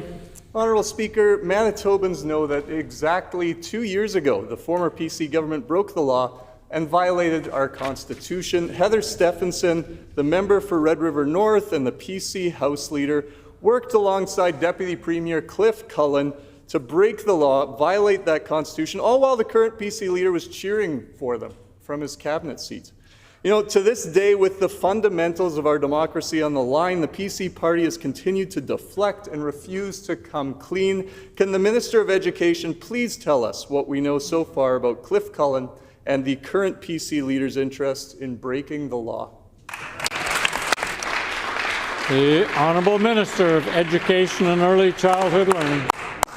That's right, Honourable Speaker. The former PC Deputy Premier Cliff Cullen was one of the PCs at the centre of the push to break the law and violate our Constitution. We know that Cliff Cullen was in regular contact with David Philman, a Sciosilica board member. When David Philman asked if they, quote, got it done today, Cullen told him he was working on, quote, some options to push through the license even though it was illegal. Now we've learned that David Philman recently donated $3,000 to the current PC leader's leadership campaign. I tabled those records for the House. The PC party hasn't changed, Honourable Speaker. It's the same old story of corruption. Will the new PC leader return that money today and acknowledge the corruption? And will the member for Red River North save us all some time, stand in his place and resign today?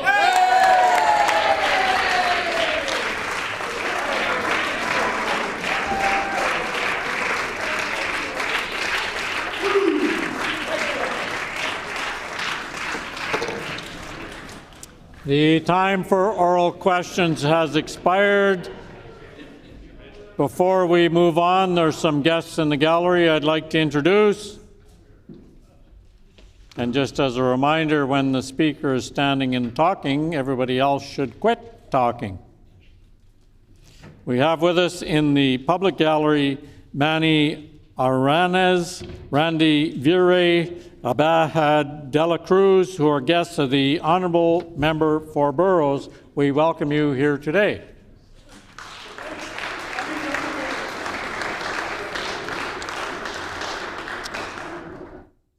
I'd just point out that the speaker is still standing. Petitions.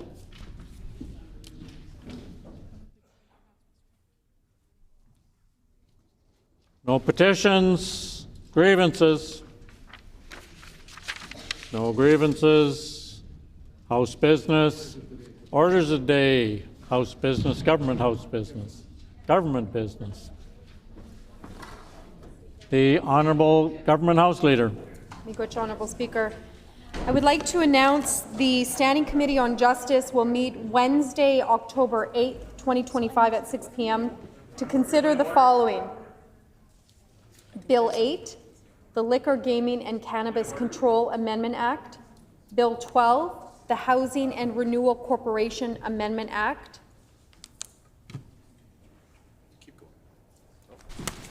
The Honourable Member for Lac du Bonny on a point of order. Thank you, Honourable Speaker, and it pains me to get up on a point of order, especially when we're going to get to some very important topics this afternoon in regards to Opposition Day motion and that. But the point of order today, Honourable Speaker, is basically talking about, since some of the topics today is about rules, I believe that you'll have to take this one under probably advisement to check the tapes. But the Premier actually crossed the artificial line. So we welcome the Premier for temporarily over to the PC side before we kick him to the back bench, Honourable Speaker.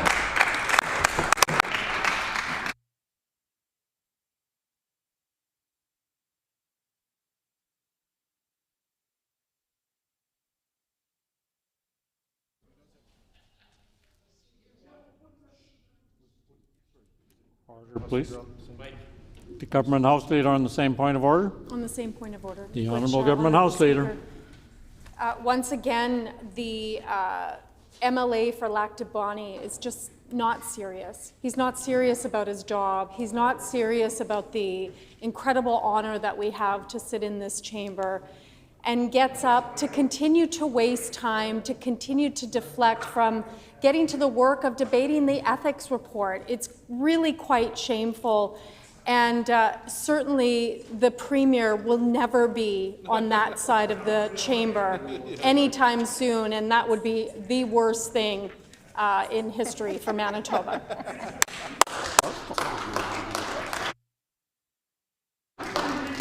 Order, please. While I would acknowledge both parties that have spoken on this point of order, it's not a rule. It is, however, practice that people don't cross between the speaker and the mace. Having said that, I believe the member does have a point of order, but I don't believe that the First Minister intended to cross the floor.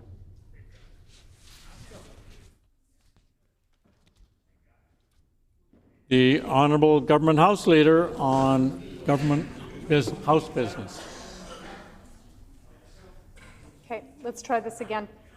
I would like to announce the Standing Committee on Justice will meet on Wednesday, October 8th, 2025 at 6 p.m. to consider the following: Bill 8, the Liquor, Gaming and Cannabis Control Amendment Act; Bill 12, the Housing and Renewal Corporation Amendment Act; Bill 23, the Public Interest Expression Defense Act; Bill 30, the Election Financing Amendment and Elections Amendment Act; Bill 40, an act respecting O Canada and other observances in land and treaty acknowledgements in school, education, administration acts, and public schools acts amended.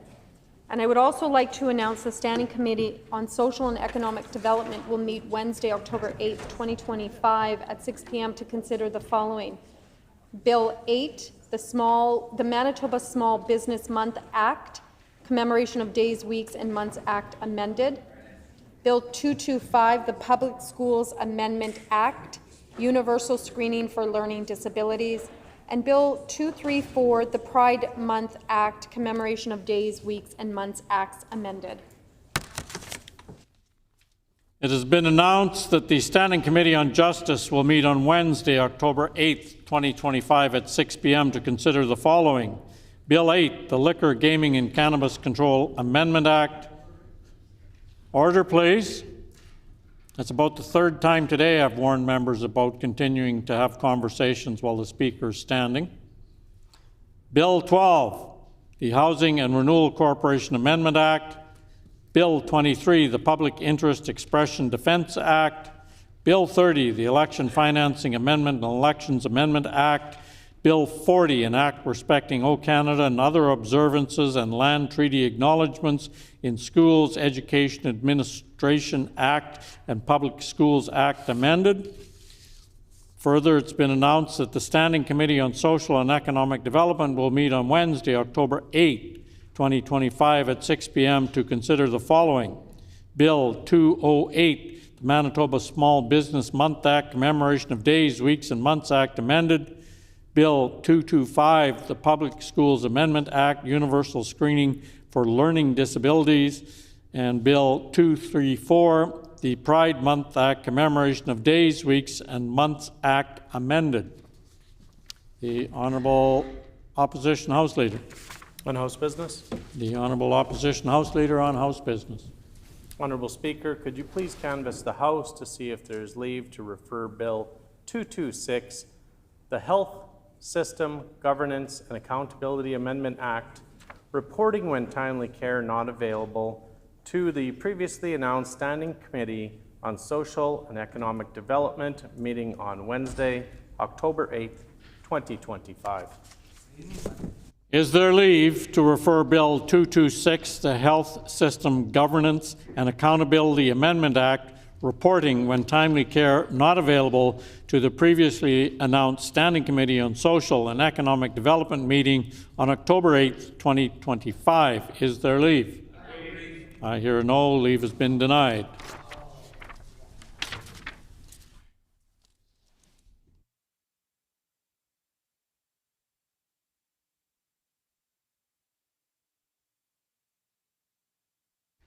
We will now proceed to the Opposition Day motion brought forward by the Honourable Member for Borderland. And for the information of all members, according to Rule 31(15), the House shall not adjourn until all members have had an opportunity to speak to the motion. When there are no further speakers in the debate, the Speaker shall put the question. The floor is now open for debate. The Honourable Member for Borderland.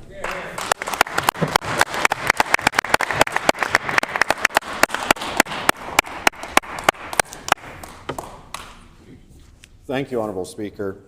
Today I rise on behalf of thousands. Honourable Speaker, I move, seconded by the member for La Vérendrye, that the Legislative Assembly of Manitoba call on the provincial government to immediately reverse its divisive Manitoba Jobs Agreement, replacing it with a strategy to ensure all Manitoba tradespeople can benefit from government contracts regardless of union status.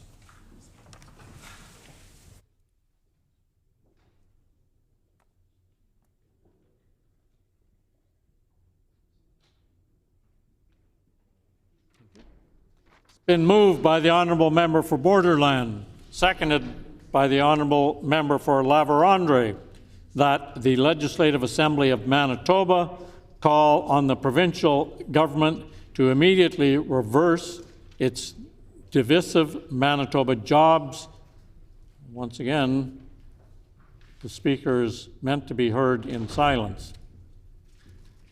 Immediately reverse its divisive Manitoba Jobs Agreement, replacing it with a strategy to ensure all Manitoba tradespeople can benefit from government contracts regardless of union status. Motion is in order. The honourable member for Borderland.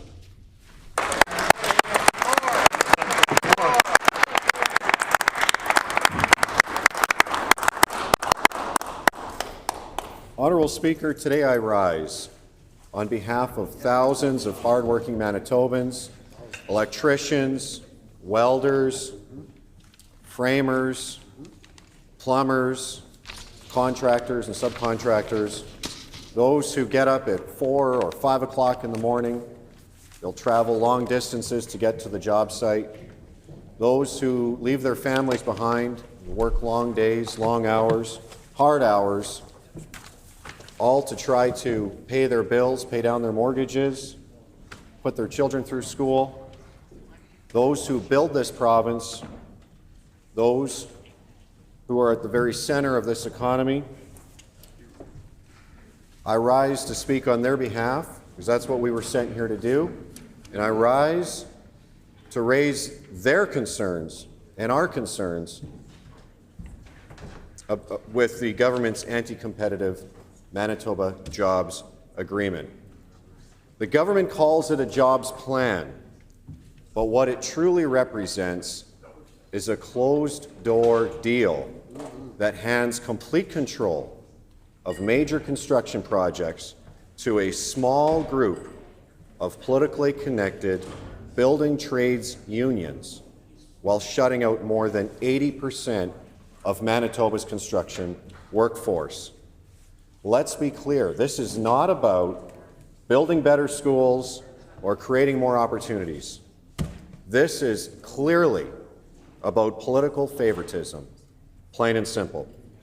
It is pure political opportunism by the NDP to pay back those that run their political party and have bailed them out in the past when their party was weakened and in the wilderness. And I remember, and some of us remember in 2019, after the NDP leader, the NDP suffered a defeat in that election, and the NDP leader was vulnerable, was facing a leadership review. And who bailed him out? Who saved him from having to face New Democrat grassroots party members? It was the union bosses. It was the union bosses in 2019 that saved his job. And so this is about political favoritism. It's about paying back those that bailed out the NDP leader, and he's doing it with this Manitoba Jobs Agreement that is really a gigantic middle finger to about 80% of Manitoba's construction workforce by preventing them from being able to compete, being able to work on government projects. Honourable Speaker, this is particularly distressing and disturbing, given this is a time, we're going through a time when Manitoba families are struggling with higher costs. This NDP government has chosen to spend their hard-earned tax dollars on a sweetheart arrangement that limits competition, raises costs, and reduces opportunity for thousands of skilled tradespeople across this province.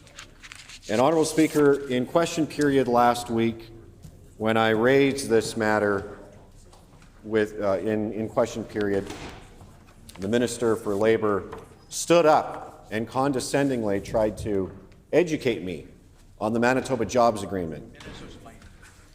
The minister tried to tell me and tried to deflect and deny, tried to suggest that the Manitoba Jobs Agreement does not disadvantage non-unionized Manitobans.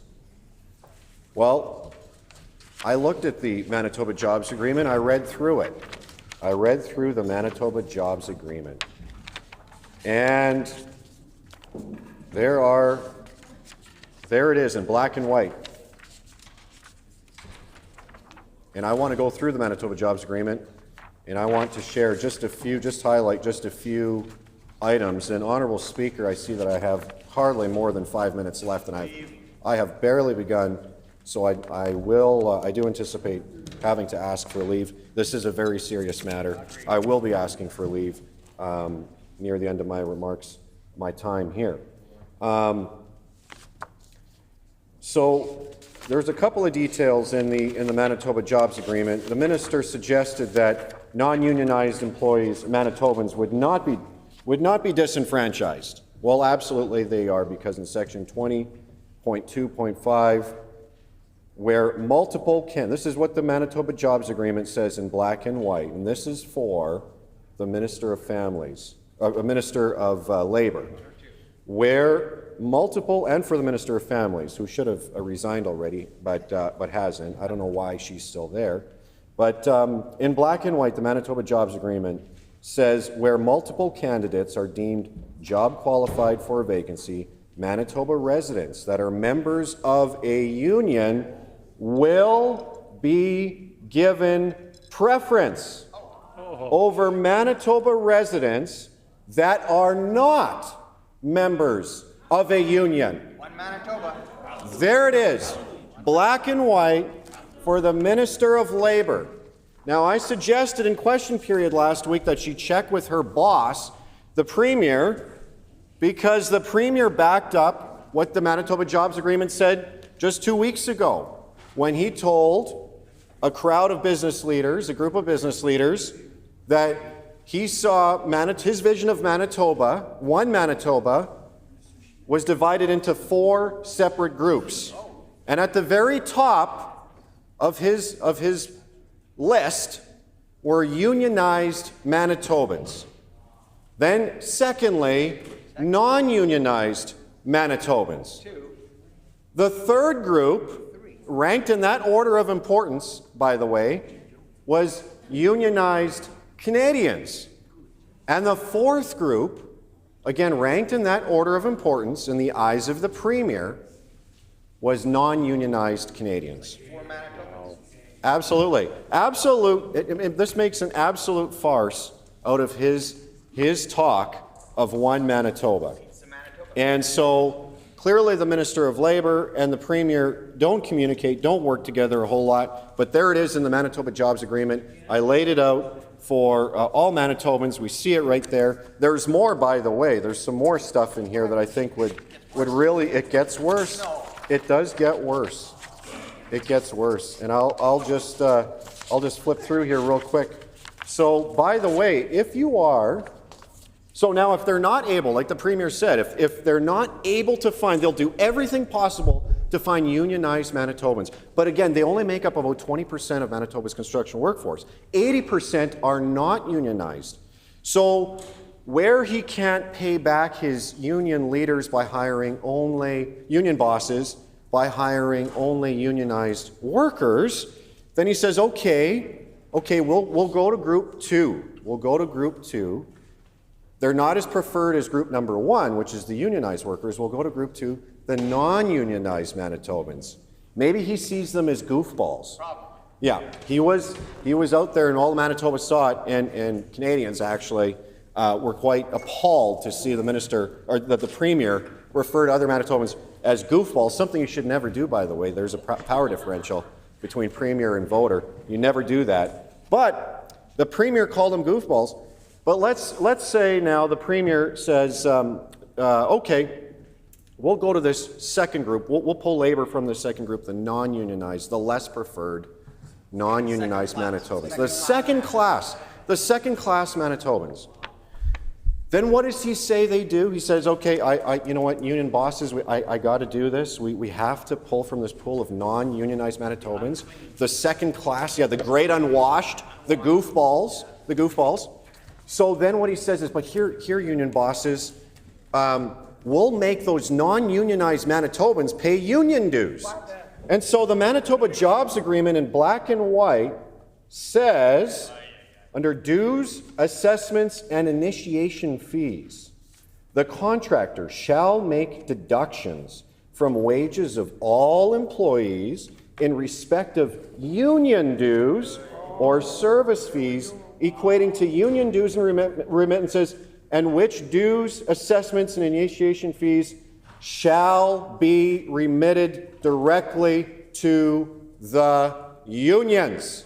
Honourable Speaker, this Manitoba Jobs Grant is an absolute farce. It is an affront to the electricians, the plumbers, and the welders who build this province. For crying out loud, keep your hands out of our wallets and your hands off of our economy.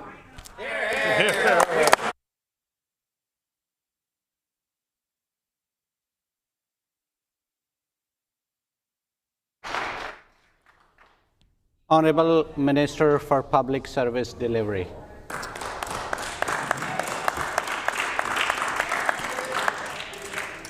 Thank you, Honourable Speaker. I'm so proud to rise today and put some words on the record about Manitoba Jobs Agreement. Our government is committed to creating good Manitoba jobs for Manitoba workers.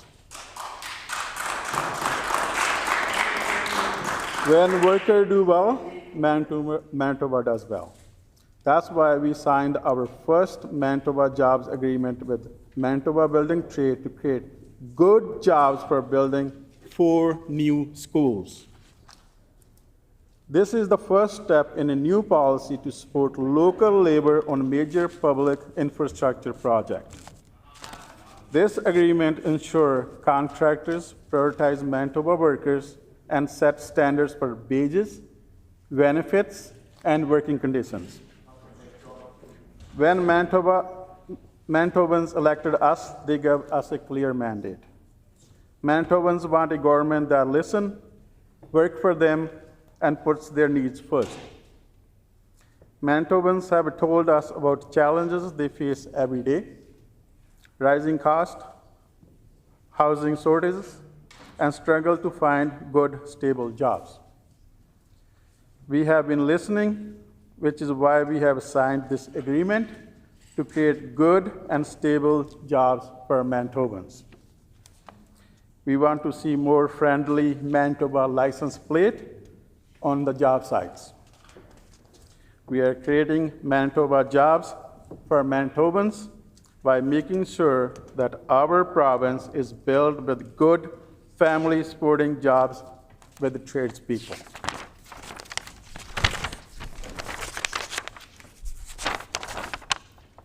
Supporting local labor Manitoba Jobs Agreement will put Manitobans first by making sure our workers are first in line for major public project over $50 million.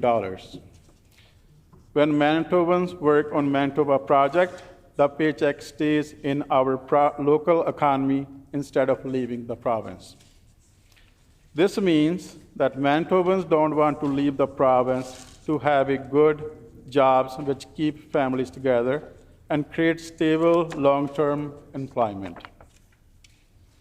As part of our agreement, we are also setting fair standards for wages, benefits, and working conditions because Manitobans deserve safe, high-quality jobs. And we are thinking about our future as a province. This agreement sets clear targets. 10% of all project hours are apprentice, and 20% deserving groups. That means Public dollar doesn't just build schools and hospitals, they build careers for young Manitobans, Indigenous Manitobans, women, and newcomers. This is how we tackle and skills gap and make sure everyone has a fair shot at success. Whether you are unionized or non-unionized, contract or full-time, our government is committed to supporting Manitoba trades workers and their families through fair wages, safe working conditions, and ensure your voice is heard through effective labor laws. The Manitoba Jobs Agreement Act does not restrict non-unionized workers from applying for the contracts. Any qualified contractor can bid on these projects, union or non-union, large or small. The only difference is that once on site, everyone plays by the same rules. A single collective agreement that guarantees fair wages, benefits, and safe working conditions for all. That's not exclusion, that's a fairness.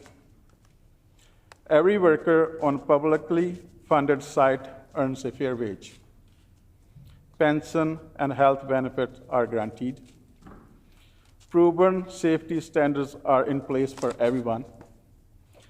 It is also ensure opportunity for all Manitobans within our province. 10% of all project hours go to apprentice. 20% of hours go to quality deserving groups. That means public dollar build not just a school and hospitals, but career for Indigenous Manitobans, women, and newcomers. Critics waive imaginary price tags, but research from across North America shows otherwise. PLA, Project Labor Agreement, deliver project on time and budget with no loss of competition.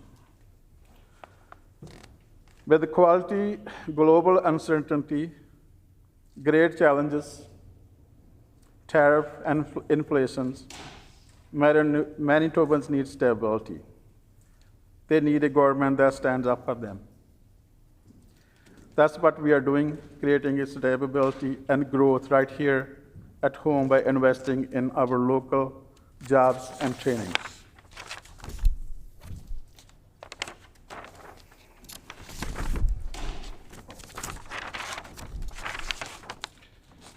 This starts with putting Manitobans to work to build 4 new schools to the highest standard for our kids. Devonshire Park, Prairie Point in Winnipeg, Meadowlands in West St. Paul, and 1 more in Southwest Brandon. These projects means better learning environment for our kids, hundreds of good jobs for Manitobans, and stronger communities built by local hands, not out-of-province contractors. And this is just the beginning. Manitoba Jobs Agreement will soon guide future projects like new hospital, transportation infrastructures. Honorable Deputy Speaker, our government is keeping our promise to Manitobans. When we were elected 2 years ago, we started working right away to keep our election commitments.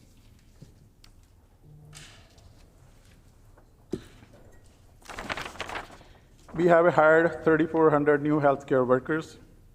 We froze hydro rates. We made a permanent cut to the gas tax. And we are keeping our promise to power economy with good Manitoba jobs for Manitobans. We are focused on what matters to Manitobans. Right now, it is more important than ever to support our local economy. While the PC leader thanked Donald Trump for the tariff, we are standing up for Manitobans and Canadians. That's why we introduced Buy Canada Act, legislation that allows government to prioritize Canadian vendors. We are putting Canadian first by encouraging Manitobans to buy local, working with the federal government and other provinces to reduce trade barriers, ensuring our procurement policies give preference to Canadian business whenever possible. We are a listening government, but it's clear the PCs are not listening to the Manitobans. They only care about themselves. When I got an email from PC leader, I thought it might be about our many capital projects or great impact to Manitoba jobs. But instead, it was about furniture for his office. For 7.5 years, PC showed Manitoban exactly who they are, a government that does not care about workers. The PCs ignored the struggle of working families, attacking their rights, and pushed workers out of province. Every Manitoban deserves support and respect in their workplace, but under PCs, workers in Manitoba were left behind. While the PCs are trying to divide people here today, we are building one Manitoba for both union and non-union workers. They don't care about the workers then, they don't care workers now. Everyone in Manitoba deserves to be supported while at work. That's why we have signed the Manitoba Jobs Agreement to help all Manitobans workers get good, family-supporting job and to build workforce for our next generation. Honorable Speaker, Deputy Speaker, as I was saying earlier, I got an email from the opposition leader. As Premier said a few days ago, we are more than happy to renovate his office the way he wanted so he can stay there a long, long, long time. Thank you, Honorable Speaker.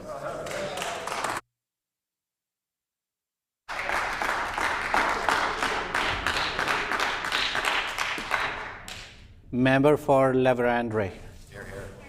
Thank you, Honorable Speaker.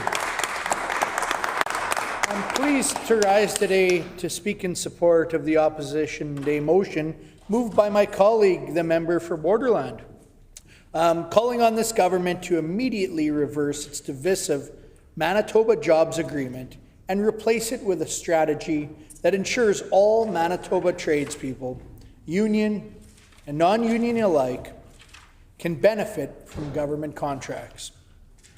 Honourable Speaker, this motion is about one simple but powerful principle: fairness.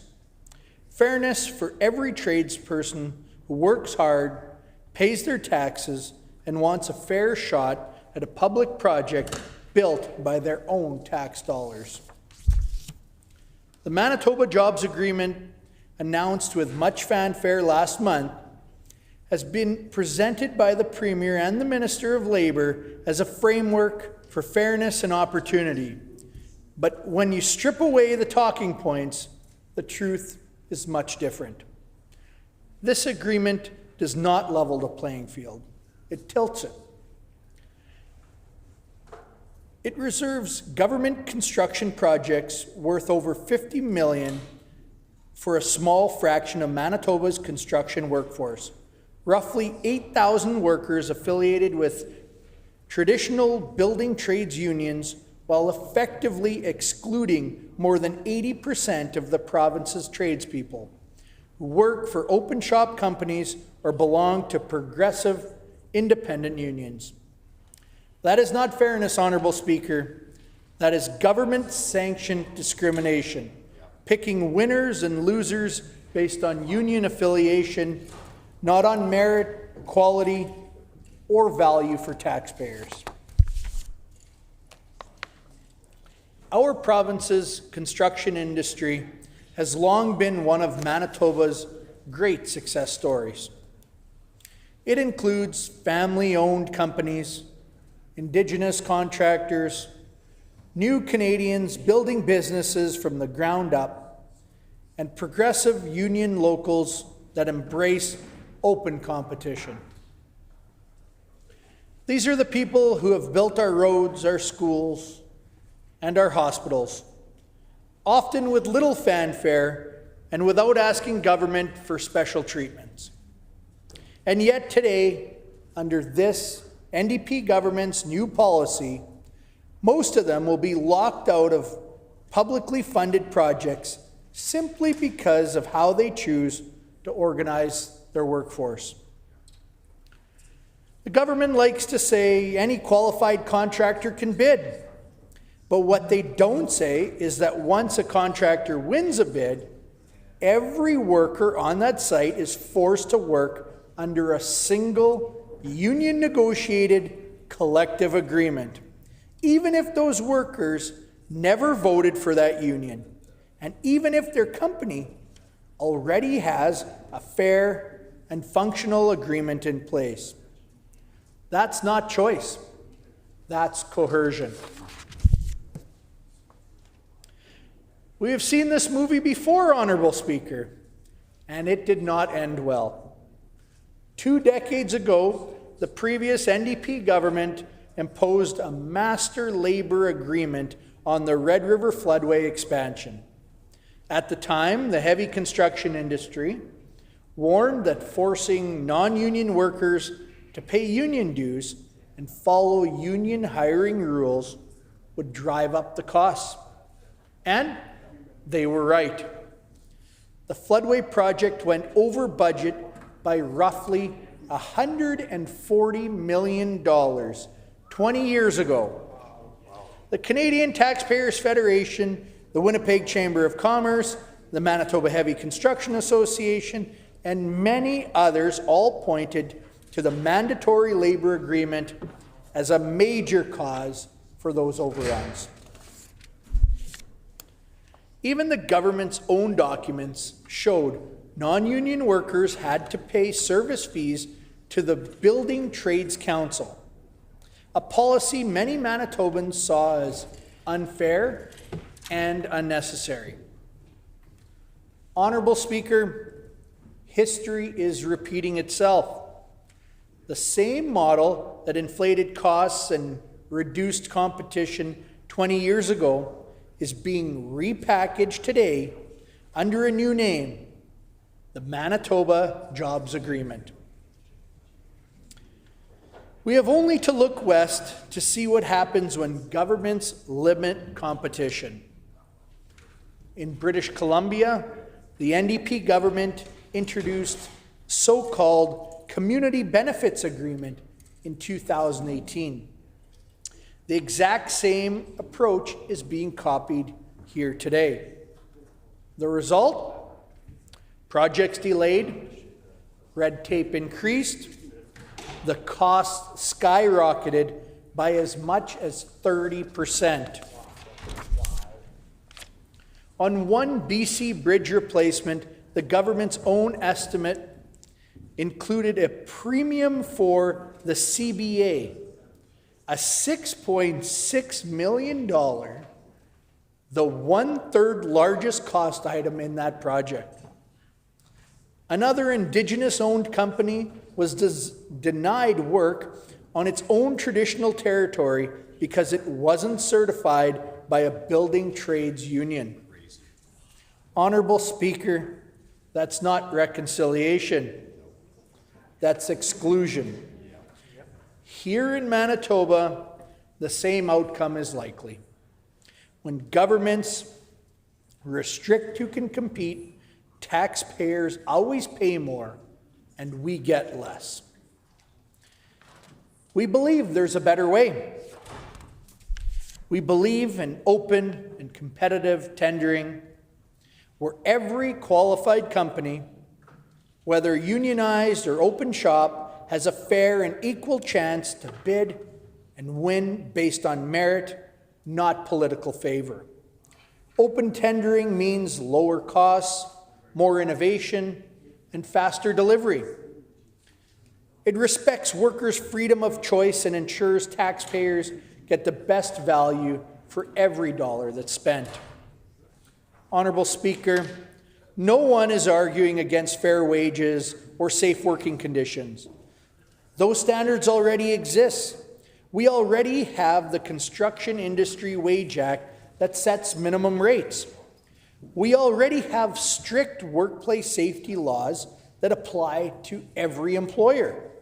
We already have apprenticeship and training programs that bring young Manitobans into the trades. We don't need a politically driven labor monopoly to achieve those goals. Let's be clear about who this policy hurts. It hurts Indigenous-owned businesses, most of which are open shop. It hurts women-owned and family-run companies that have built reputations for quality and fairness.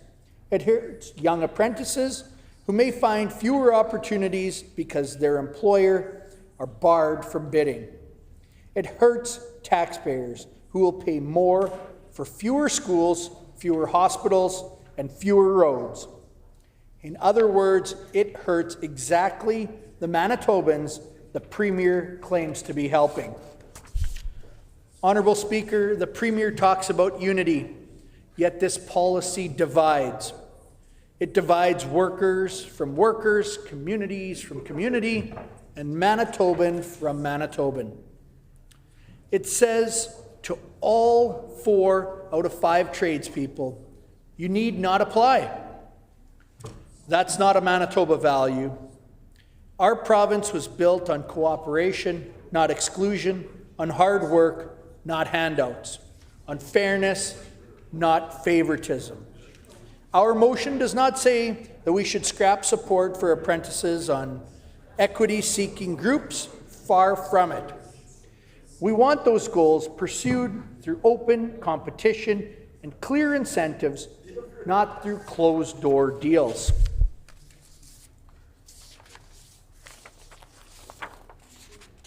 Honourable Speaker, this motion is not an anti-union. It is a pro-worker, pro-choice, and pro-fairness. It's about ensuring every Manitoban who builds our province, whether they're unionized or not, has a fair chance to share in the work that their own tax dollars have funded. Thank you, Honourable Speaker. Hear, hear.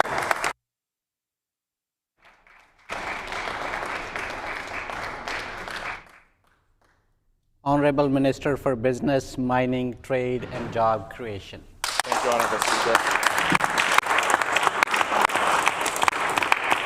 Thank you, Honourable Speaker. I'm pleased to have an opportunity to speak on this Opposition Day motion, and listening to the commentary from members opposite on why they brought forward this motion, it's very curious. Member opposite, members from La Vérendrye, made commentary that they want fairness and they want, don't want any political interference in these sort of things. And this comes from a member who's blocking debate on conflict of interest allegations against current and former members. This is pretty rich coming from those members to bring forward an Opposition Day motion that is, the sole purpose is to delay us from talking about issues around their ministers, former failed premiers who broke conflict of interest rules and got fined $18,000. And what's the fairness about that? He brought up fairness in his debate, and I think it's fair for me to respond. About what fairness is he referring to? Fairness for workers who work at the job site, who are trying to make a good living for their families, make sure that they can provide stability in our economy and for their own people in their lives? Or is he talking about fairness for politicians who make $100,000 salaries, break the conflict of interest rules, break the law, get fined $18,000, and don't want to even bring that forward for debate? Where's the transparency there? I feel like this is a very important part of this discussion today, that they can do that, and yet it seems like they don't want to even be accountable for their own actions. I tell my kids, Honourable Deputy Speaker, that when they make a mistake, it's on them to figure out how to make amends for that mistake and learn from their errors. But obviously that doesn't apply for the failed former PC government, who made so many mistakes in office, including the fact that they did not take this approach to the Manitoba Jobs Agreement, but they continued it up with mistakes of running up that deficit to a $2 billion deficit, made mistakes during that transition period where they broke the law, and continue to make mistakes in office in opposition today, where they don't even bring forward opportunity to debate the conflict of interest ruling, and don't hold accountable the bad actors in their former government, and actually in their current opposition team. Now that shows no ability to learn from mistakes, no ability to take constructive action to make themselves better in the future. And that's why Manitobans clearly sent them to the penalty box, to the opposition benches. And so when it comes to this Opposition Day motion, Honourable Deputy Speaker, it's important for Manitobans to know that some of the commentary put on the record by members opposite were flat out not accurate. And he says things, a member from La Vérendrye, he makes comments like people will be barred from applying. That is not the case. People can apply for those contracts and try to get those workers, and we want to make sure that any worker has an opportunity to work here. But what we're trying to fight against is what we saw under the failed Brian Pallister and Heather Stephenson governments, where on the job site you go by and you look, and you can count the numerous out-of-province license plates on our job site. That's a problem that was caused by Heather Stephenson and Brian Pallister. And what are we trying to do? We try to make sure that we employ Manitobans. That when we make an investment as a province, we put Manitobans to work with good jobs.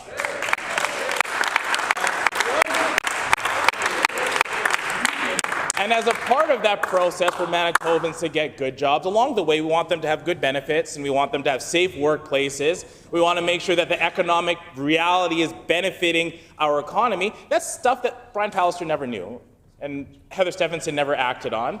And now we see that lesson hasn't been learned by the current opposition members of the failed PC former government and now failing PC opposition team. They haven't learned that lesson. They haven't learned that when a government makes economic decisions and spending their dollars, it should benefit our economy as much as possible. That means those dollars, we want to get them into the hands of Manitobans. Manitobans who can have and afford a good wage, a good job, and a good career, a family-supporting job, which is going to set them up for a better and brighter future in our economy. And Honourable Deputy Speaker, I want to point out one more thing when it comes to this specific Opposition Day motion. You know, you think that after some time, after their failed government got booted out of office, that they'd have some time to reflect on their bad policies that they had over that 7.5 years. You think that they'd come forward over the last couple of years and rework some of their failed plans and see if they can make them better. But I don't think they've been able to do that. Certainly they haven't when I look at this Opposition Day motion. When I see that they're trying to call for a new strategy, that's something that is perhaps better, as they claim, they say something new. Do they actually say what that is?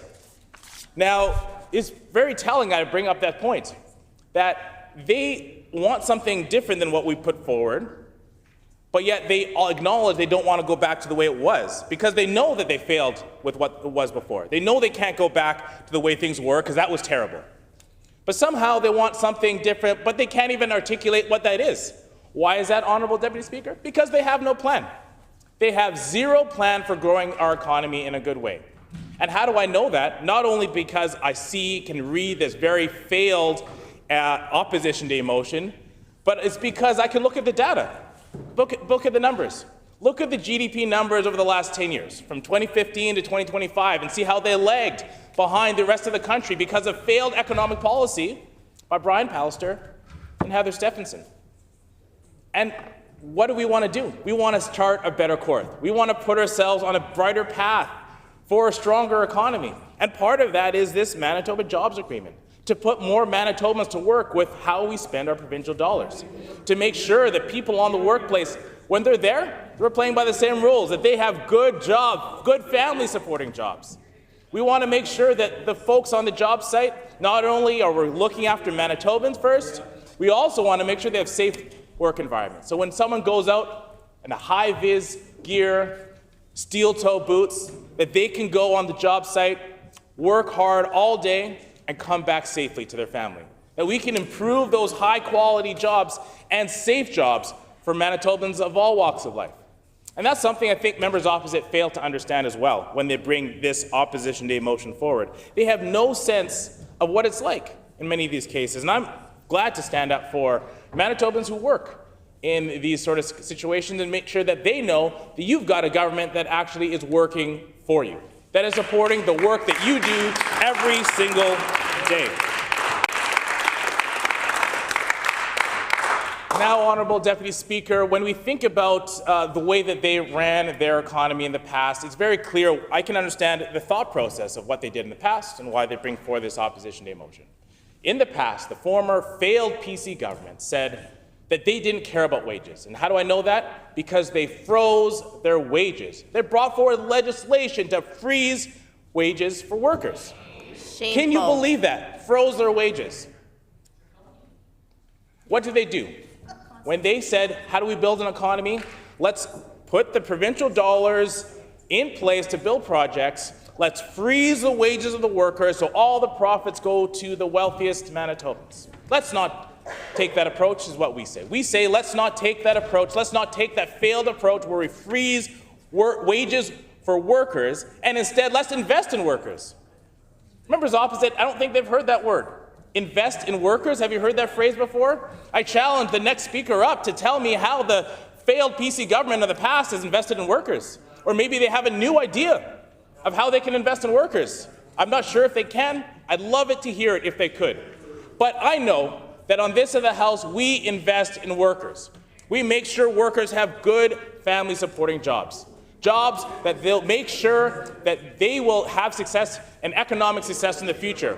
At the same time, we'll make sure we support businesses through this as well, to make sure businesses have the resources and the tools to succeed, to hire more apprentices, to make sure we get more journey people in our system. We train more people with barriers to employment. We're going to get them into the system and lift them up throughout their job and throughout their career. And that's how, Honourable Deputy Speaker, we not only have this Manitoba Jobs Agreement that supports workers, supports employers, supports apprentices and journey people throughout our system, but is a strategy and a tool of what we do as a Manitoba government that builds one Manitoba, one that ensures people from all walks of life have opportunity, an opportunity to grow here in Manitoba, have a good job here in Manitoba, a career in Manitoba, and a rewarding life here in Manitoba. It's all part of our NDP government's plan to build one stronger Manitoba. Hear, hear.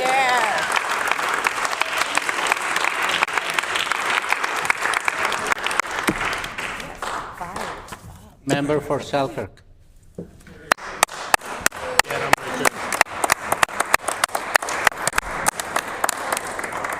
Thank you, Honourable Deputy Speaker. I'm very proud today to stand up and speak on our Opposition Day motion. I want to thank the member for Borderland for bringing this forward, and I want to thank my colleague from La Vérendrye for speaking ahead of me. This is something that I know. I'm a tradesperson, have been my entire life. From the time I was 16 years old working in a shop until today, a proud owner of a shop. I know labor agreements, I know employees, and I know what makes this province move forward is the people that we have employed in our businesses. If anybody thinks that the difference between a union shop and a non-union shop is a happy worker, they're mistaken. The amount of people that are available to work in an industry is at a premium nowadays. So if you're not treating your employees right, you won't have them. Plain and simple. They will leave somewhere else. And the cost of training new people is tremendous on a company. So if you're a company that wants to succeed, you have to invest in your employees. You have to treat your employees with dignity, respect, understanding. You need to encourage them to move forward, create advancement opportunities for them, listen to them, and allow them to be the stewards of their future. And that happens every day in the shops that I have worked at, whether they were unionized or non-unionized throughout my entire career. I was very determined at a young age, and I started my first business when I was 16 years old. But at the same time, I was working for other companies. And as I moved along and the companies got larger, and some may say more successful, but we took on more inherent risk. And as you have more inherent risk, you need to have more qualified people to run the operations for you. At one point in time, we had 70 people working for us in the aerospace industry and machining, manufacturing, welding, tool and die making, all areas that I was trained in. We dealt all across North America in our products and services that we offered, and It was always available for open opportunity, not based on whether we were unionized or non-unionized. And to say as a company, anybody can apply, whether you're an open shop or a unionized shop, may be skirting the line of the truth, but the reality is there's a huge payback going off to the union bosses for no work that they have done. When we have an opportunity to bring people into our province and have them stand up and give them the dignity and the right to expand their futures and do the jobs that they want to do, we can't make it prohibitive for the employer by saying, only if you pay a union due or follow the union contracts, you can bid on this work. And I heard a couple of times today, they said that they did this for safety. In the close to 25 years my construction company has operated, we have had one singular lost time incident. And unfortunately, that was to my son, the supervisor of the company at the time. 1 in 24 plus years. And that still is one too many. We follow the letter of the law and we go above and beyond every single time to make sure our employees are safe. And to say that happens only because a union shop, that is totally false. There is programs out there, Safe Work Manitoba, Made Safe, Core Certification, and several other programs right here in the province assist companies in getting certification and the safety requirements that they need. But safety is legislated in everything we do. There is manual after manual after manual telling you what we can and we should do to protect our employees. There is job analysis that is done prior to the start, toolbox talks that are done. And we heard the minister across the way talk about putting on a high-vis jacket and safety boots. PPE is much more than that. It is hearing protection, eyeglass protection, welding protection, auto-darkening glasses, hard hats. It is so much more than just throwing on a high-vis jacket. To understand what happens in business and happens with the worker, you have to be there. You have to go and talk to them on their level. And trust me, that level is above many people in this room.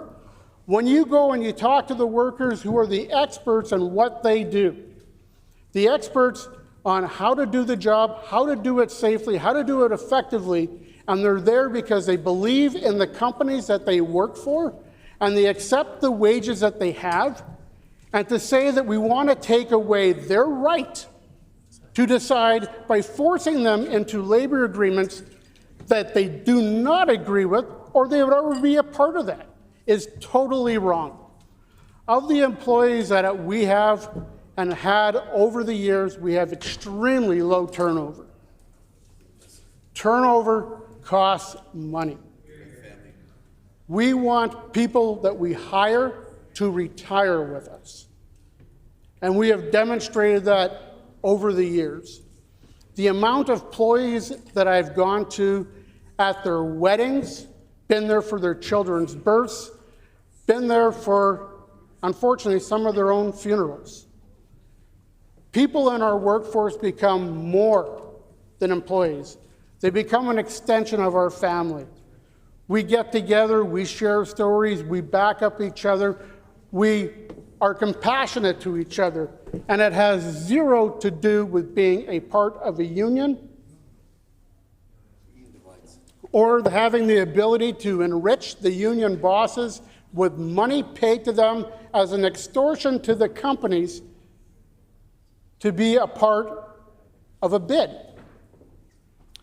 Every single day that I have an opportunity to bid on a job, I have to take into so many factors on what that entails. We have transportation. And for me, I've been very fortunate that we were able to do work all over North America, including at one time on the Hickam Air Force Base in Hawaii. We have to take traveling into consideration. We have to take in lost time for training on site due to specific reasons. We have to make sure that we have the proper materials, the proper equipment, the proper tools. We have to make sure weather is a factor. Is it a safe work condition that we're going to be working in today? We're working at heights. Do we have the proper PPE there? Do we have the right equipment to get us up 30, 40, 50, 60, 70 feet in the air? We have to make sure we take into consideration every aspect. We have employees who decide that they wish to help the company.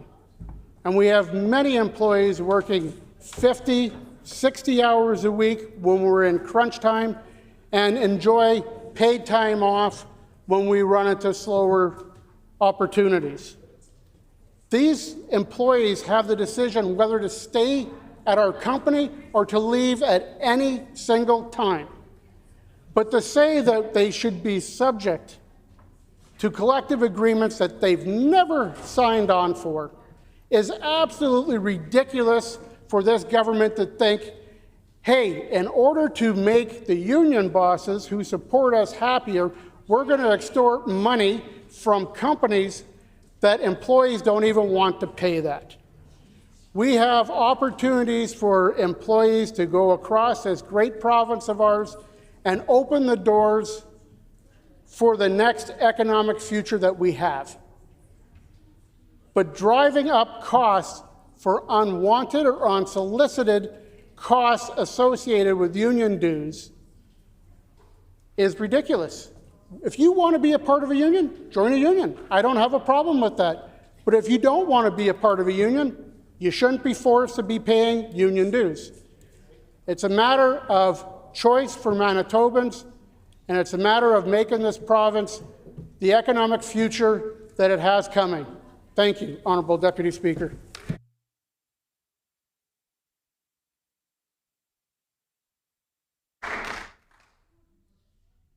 Honourable Minister of Labour and Immigration.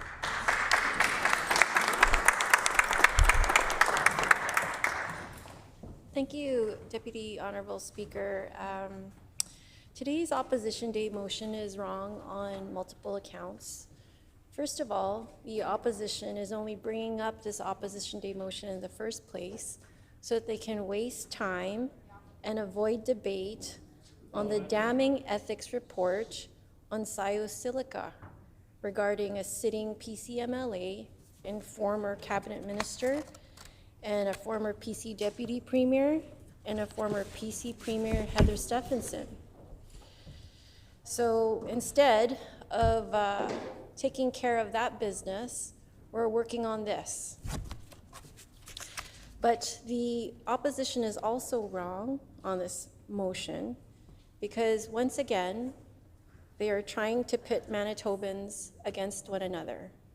In this case, today, they're trying to pit unionized workers against non-unionized workers. Again, the PCs are falsely claiming that only unionized workers will be able to benefit from the Manitoba Jobs Agreement. This is not true.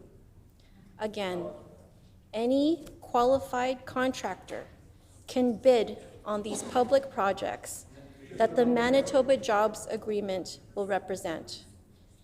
And there'll be proof of this. The first set of public projects that the Manitoba Jobs Agreement outlines includes the building of 4 schools. The first set of schools are kindergarten to grade 8 schools. These schools will be built in Devonshire Park in Winnipeg, Prairie Point in Winnipeg, Meadowlands in West St. Paul, and a school in Southwest Brandon. Any qualified contractor can bid on these public projects, whether they are unionized, non-unionized, large, or small. The only difference is that once on site, all workers involved in the building of these schools will be under a single collective agreement that will guarantee these workers industry standard wages, benefits, and good working conditions.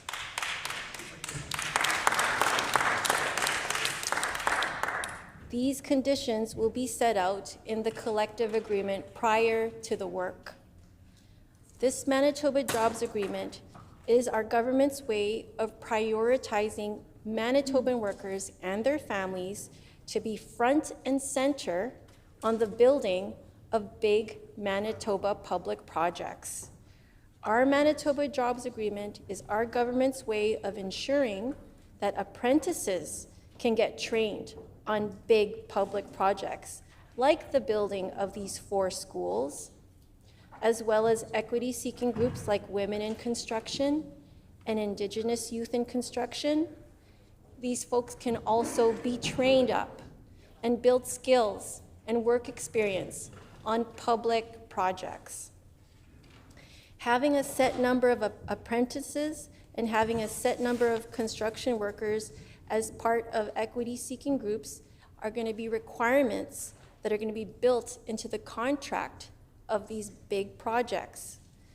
The Manitoba Jobs Agreement targets 10% of all project hours to apprentices and 20% to equity-seeking groups, so that public dollars will be building these 4 schools, but our public dollars will also be building careers for Indigenous Manitoban young people and Manitoba women. That's what the Manitoba Jobs Agreement is going to be doing. Now, under the Pallister and Stephenson governments, the PC's vastly unspent infrastructure budgets to the tune of hundreds of millions of dollars every single year. But when the Pallister PCs and Stephenson PCs did decide to build something, their model of business favored out-of-province firms to build public projects. Now, our government was proud to pass the bill last year that repealed the ban on project labor agreements. Now, we had to repeal the ban because it was an ideological ban, and Manitoba was an outlier as a North American jurisdiction due to this ideological ban on PLAs. Pallister and Stephenson PCs, their ideology blinded them from research on project labor agreements that proved that PLAs, like the Manitoba Jobs Agreement, delivers projects on time and on budget with no loss of competition. The Manitoba Jobs Agreement will do so by reducing risks on major public projects. Risks like strikes and lockouts and jurisdictional disputes. A Manitoba Jobs Agreement prior to building the public project ensures the prevention of strikes and lockouts, ensuring labor peace, certainty, and stability during the duration of the project. The Manitoba Building Trades Unions gave up their right to organize while building these public projects. Deputy Honourable Speaker, I'm proud to say that Manitobans will be able to see the results of the Manitoba Jobs Agreement. There will be public reporting of apprenticeship hours, equity participation, as well as final project costs. In this way, the Manitoba Jobs Agreement is a transparent and measurable framework. The people of Manitoba are investing our shared public dollars and deserve the best outcomes and deserve transparency. The Manitoba Jobs Agreement will provide training opportunities for apprentices and will provide equitable hiring practices and safe work sites. Good jobs for Manitoba workers. So again, let me repeat again and again and again for the opposition. Any qualified contractor can bid on these projects, be they union, non-union, large or small, as long as they are qualified. The only difference is that once on the site of a publicly funded construction project, under a Manitoba Jobs Agreement, once on site, there will be a single collective agreement that will guarantee industry standard wages, benefits, and conditions for all workers. This is our contract for Manitobans. Your NDP government wants Manitoba workers building Manitoba projects.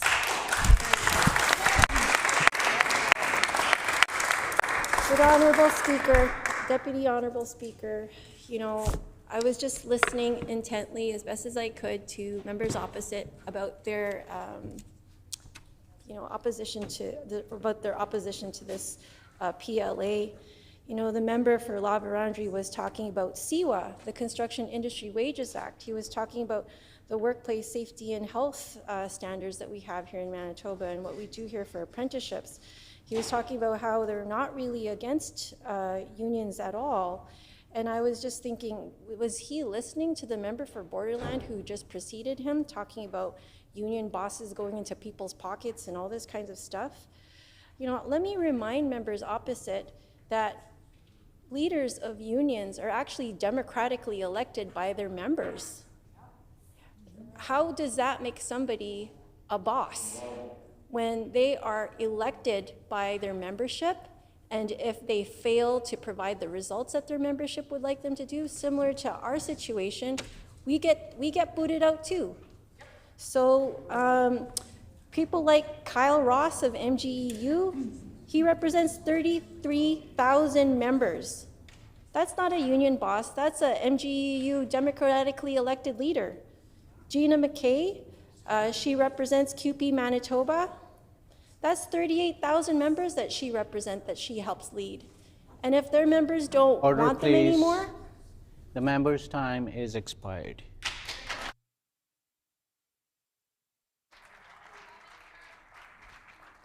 Member for Swan River. Okay, thank you.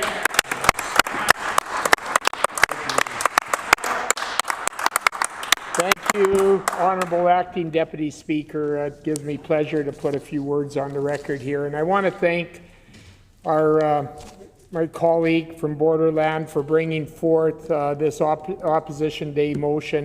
And I especially want to thank my colleague from Selkirk on the words of wisdom. He's run a business and he knows how this bill is going to impact small business.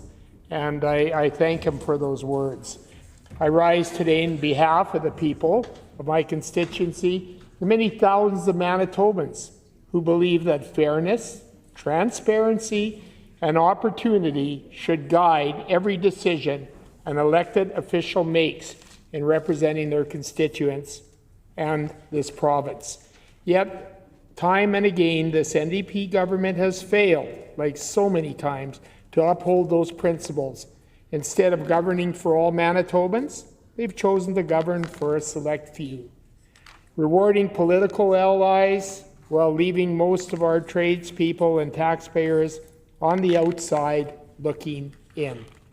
Today's motion is straightforward. That is, government immediately reverse its divisive Manitoba Jobs Agreement and replace it with a strategy ensuring all Manitoban tradespeople can benefit from government contracts, regardless of union status.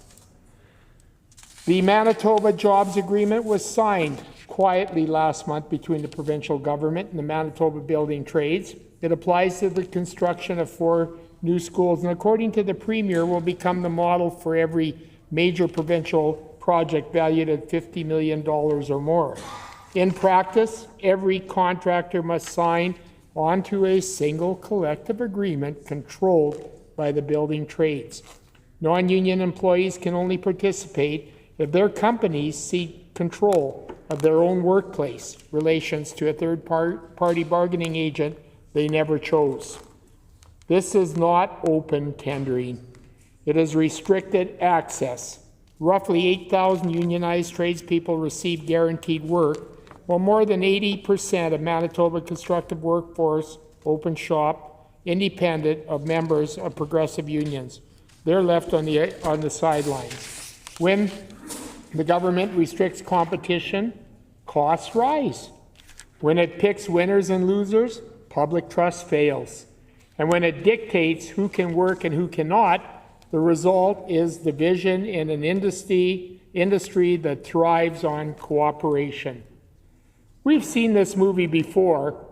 In 2018, British Columbia's NDP introduced almost the same framework under the name Community Benefits Agreement. It came with the same promises we hear today from the members across: more apprenticeships, local hiring, and supposed value for taxpayers. But the result told a different story. Provincial audits revealed cost overruns of up to 30% on major projects. But then we know the members across got their nickname SpendDP, and we know they like spending money. Bridge and highway work was delayed months, not because of weather or design, but because qualified contractors were barred from bidding unless they joined specific unions.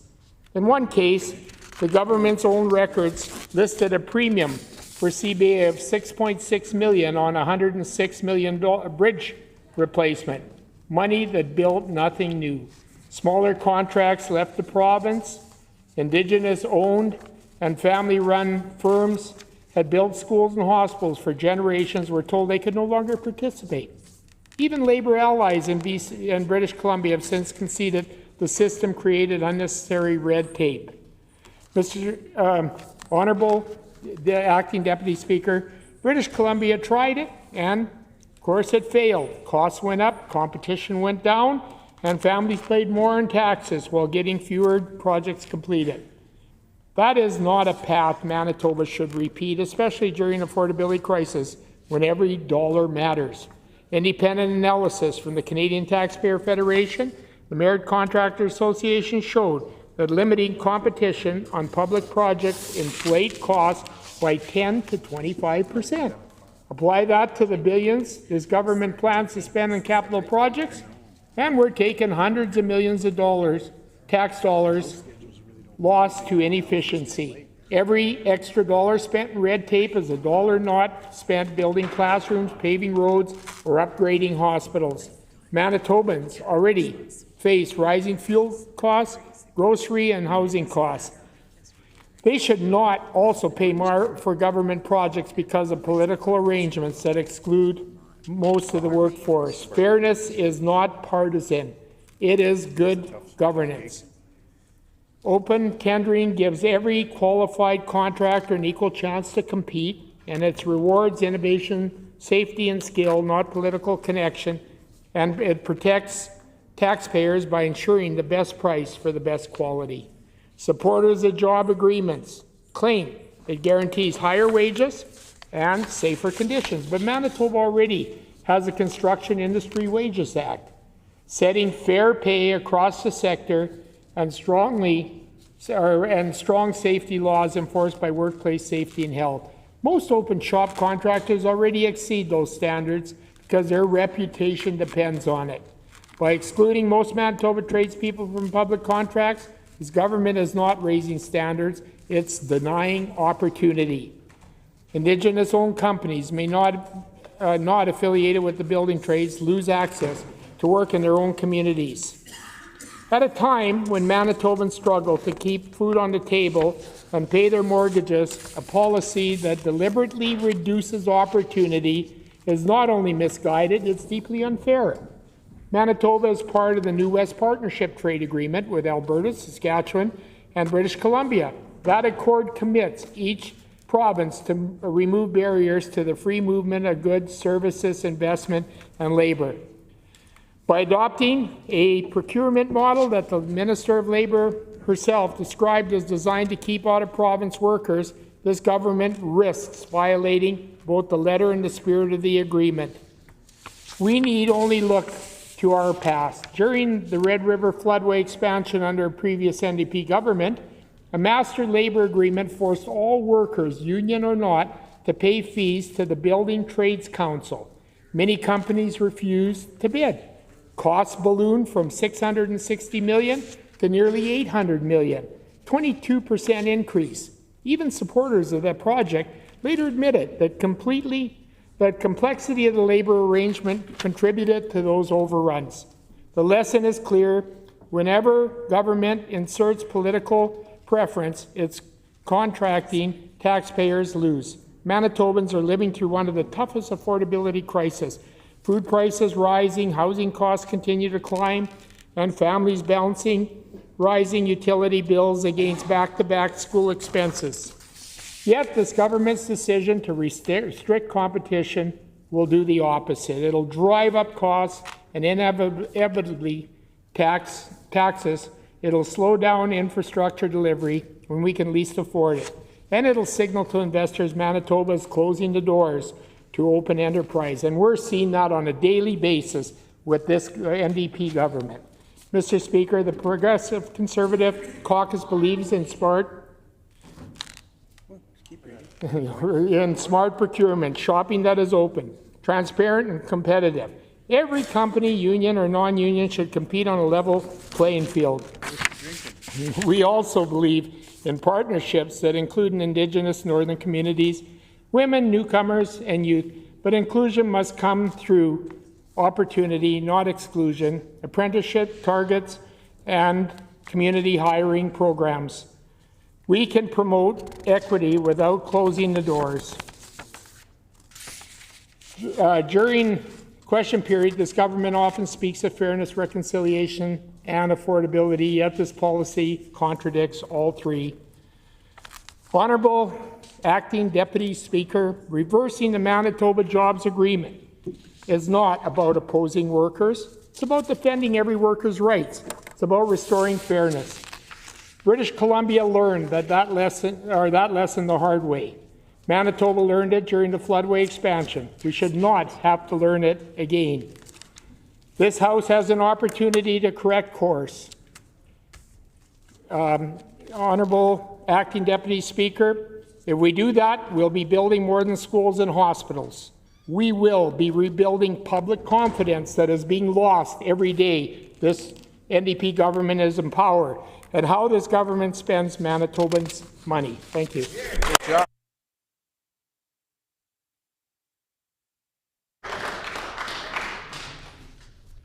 Just a gentle reminder for all members that Honorable Deputy Speaker is appropriate way of addressing the chair, so please keep that in mind. Honorable Member for Midland. Thank you, Honorable Deputy Speaker. I am pleased to stand today and speak to this very important motion that my colleague, the MLA for Borderland, has brought forward today. And I want to be very clear after hearing members opposite that this isn't about union or non-union. That's actually what they're doing. What this motion is about workers and opportunity for all Manitobans, regardless of whether that worker is unionized or not unionized. Rather than embracing competition and smart shopping to keep costs low, this NDP government has brought forward an agreement that does the exact opposite. There is a choice between freedom and fairness and monopoly and closed doors. And unfortunately, this NDP government has chosen the latter. The NDP, as we've seen time and time again, and again with this agreement, is they are trying to divide, divide, and divide. They are picking winners and losers among Manitobans. So much for one Manitoba. Our PC team supports smart shopping and procurement that is open and competitive and does not bind government's hands to master labor agreements that are anti-competitive and that will drive up costs and slow down investments in key infrastructure projects. This is about fairness, opportunity, and economic growth, the freedom to work, the right to compete, and the value of a level playing field. Through this agreement, the NDP is leaving out an entire workforce of people simply because they are non-unionized. In fact, non-unionized workers make up the majority of Manitoba's construction workforce. Merit Contractors has indicated that through this agreement, the NDP is shutting out 80% of workers who work for open shop companies.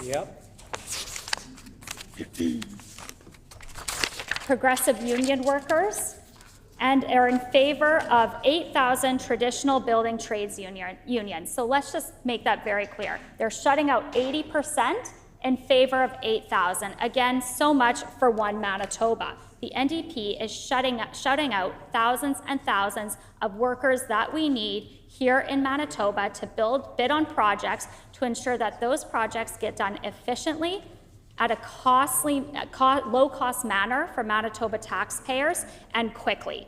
The NDP is choosing not to provide those workers with the same opportunity. These individuals, they're tradespeople, they're professionals, many of them are small business owners who want to work where the opportunity exists. Manitoba should be empowering every qualified tradesperson and contractor by giving them the chance. And that's what this is about. It's about giving them the chance, the ability, the opportunity to bid and contribute to public projects. The NDP are actually taking away workers' hope for work. This means fewer jobs for Manitobans, higher costs for taxpayers, and a system that is built on favoritism, not fairness.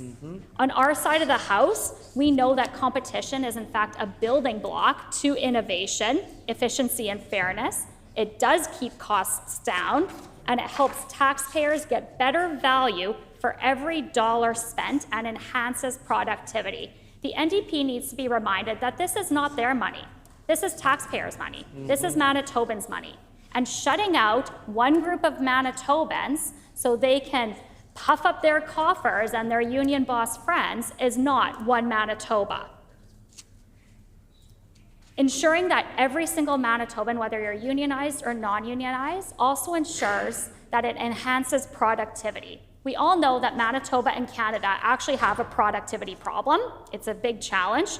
Canada's labor productivity significantly lags behind other G7 countries, particularly the United States, France, and Germany, and has been declining and is in fact stagnant in recent years, contrasting with the growth and the productivity growth that we see in other nations. So let's just look at a few examples that I pulled up when we brought this motion forward. In 2023, Canadian labor productivity was around 72% of that of the United States, and considerably lower than France and Germany.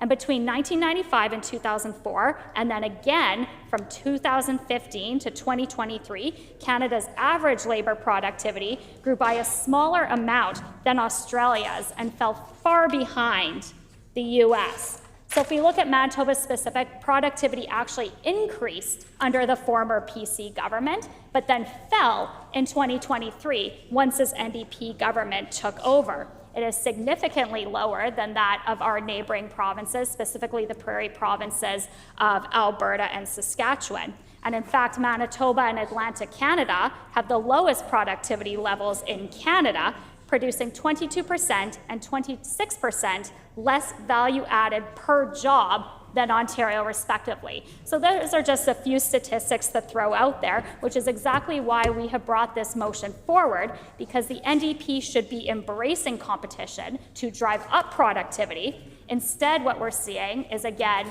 favoritism over fairness, political favors over job opportunity. That's not fairness, nor is that one Manitoba.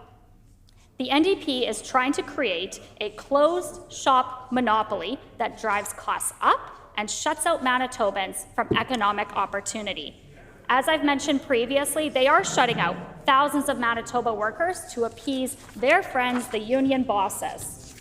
Another key aspect of this motion is ensuring competitive tendering processes. Competitive tendering ensures that taxpayers, let me just remind the NDP again, this is not their money, This is Manitoba taxpayers' money for these public contracts and these public projects. This ensures that those taxpayers, Manitobans, Manitoba taxpayers, get the best value for their money.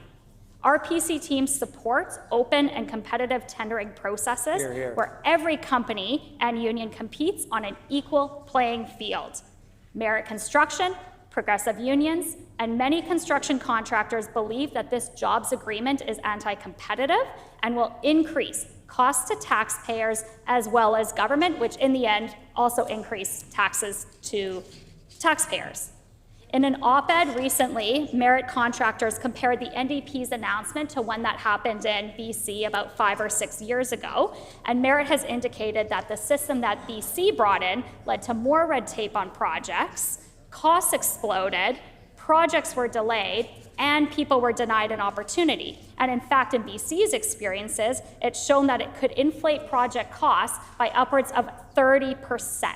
So competitive tendering and ensuring that every Manitoban, every tradesperson, every professional who wishes to bid on a project has the opportunity to do so. This ensures that Manitobans, Manitoba taxpayers, get the best price at the best quality. When governments tender projects, everyone should get a fair shot at the work, no matter the company they work for or how the workforce is organized. Government is now using taxpayer dollars for these projects, and as a result, Manitobans, all Manitoban contractors should have the ability to bid on those projects. No special deals, no special favors, no favoritism, just an open invitation to bid in a fair and transparent competitive process. Any less sets a dangerous precedent because this becomes open for political abuse and could in fact make the process tainted as a whole. And it's unfortunate that this NDP government has chosen to put Manitobans into buckets, unionized or non-unionized. All Manitobans, regardless of whether you're unionized or non-unionized, should want a system that rewards competition, productivity, and most importantly, opportunity. Thank you, Deputy Honourable Speaker. Hear, hear.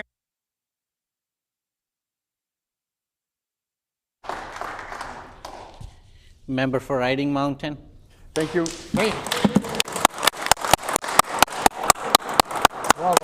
Thank you, Honourable Deputy Speaker.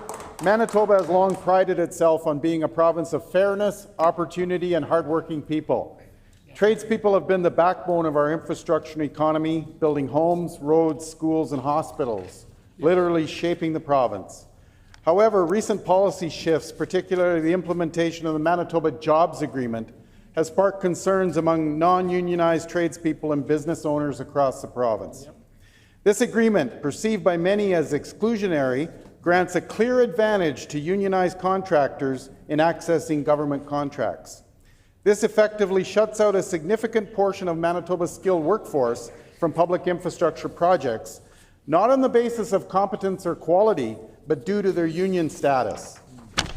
This policy is not only divisive and economically inefficient, but also fundamentally unfair. A new strategy must be developed, one that ensures all qualified tradespeople, regardless of union affiliation, can equitably participate in publicly funded projects.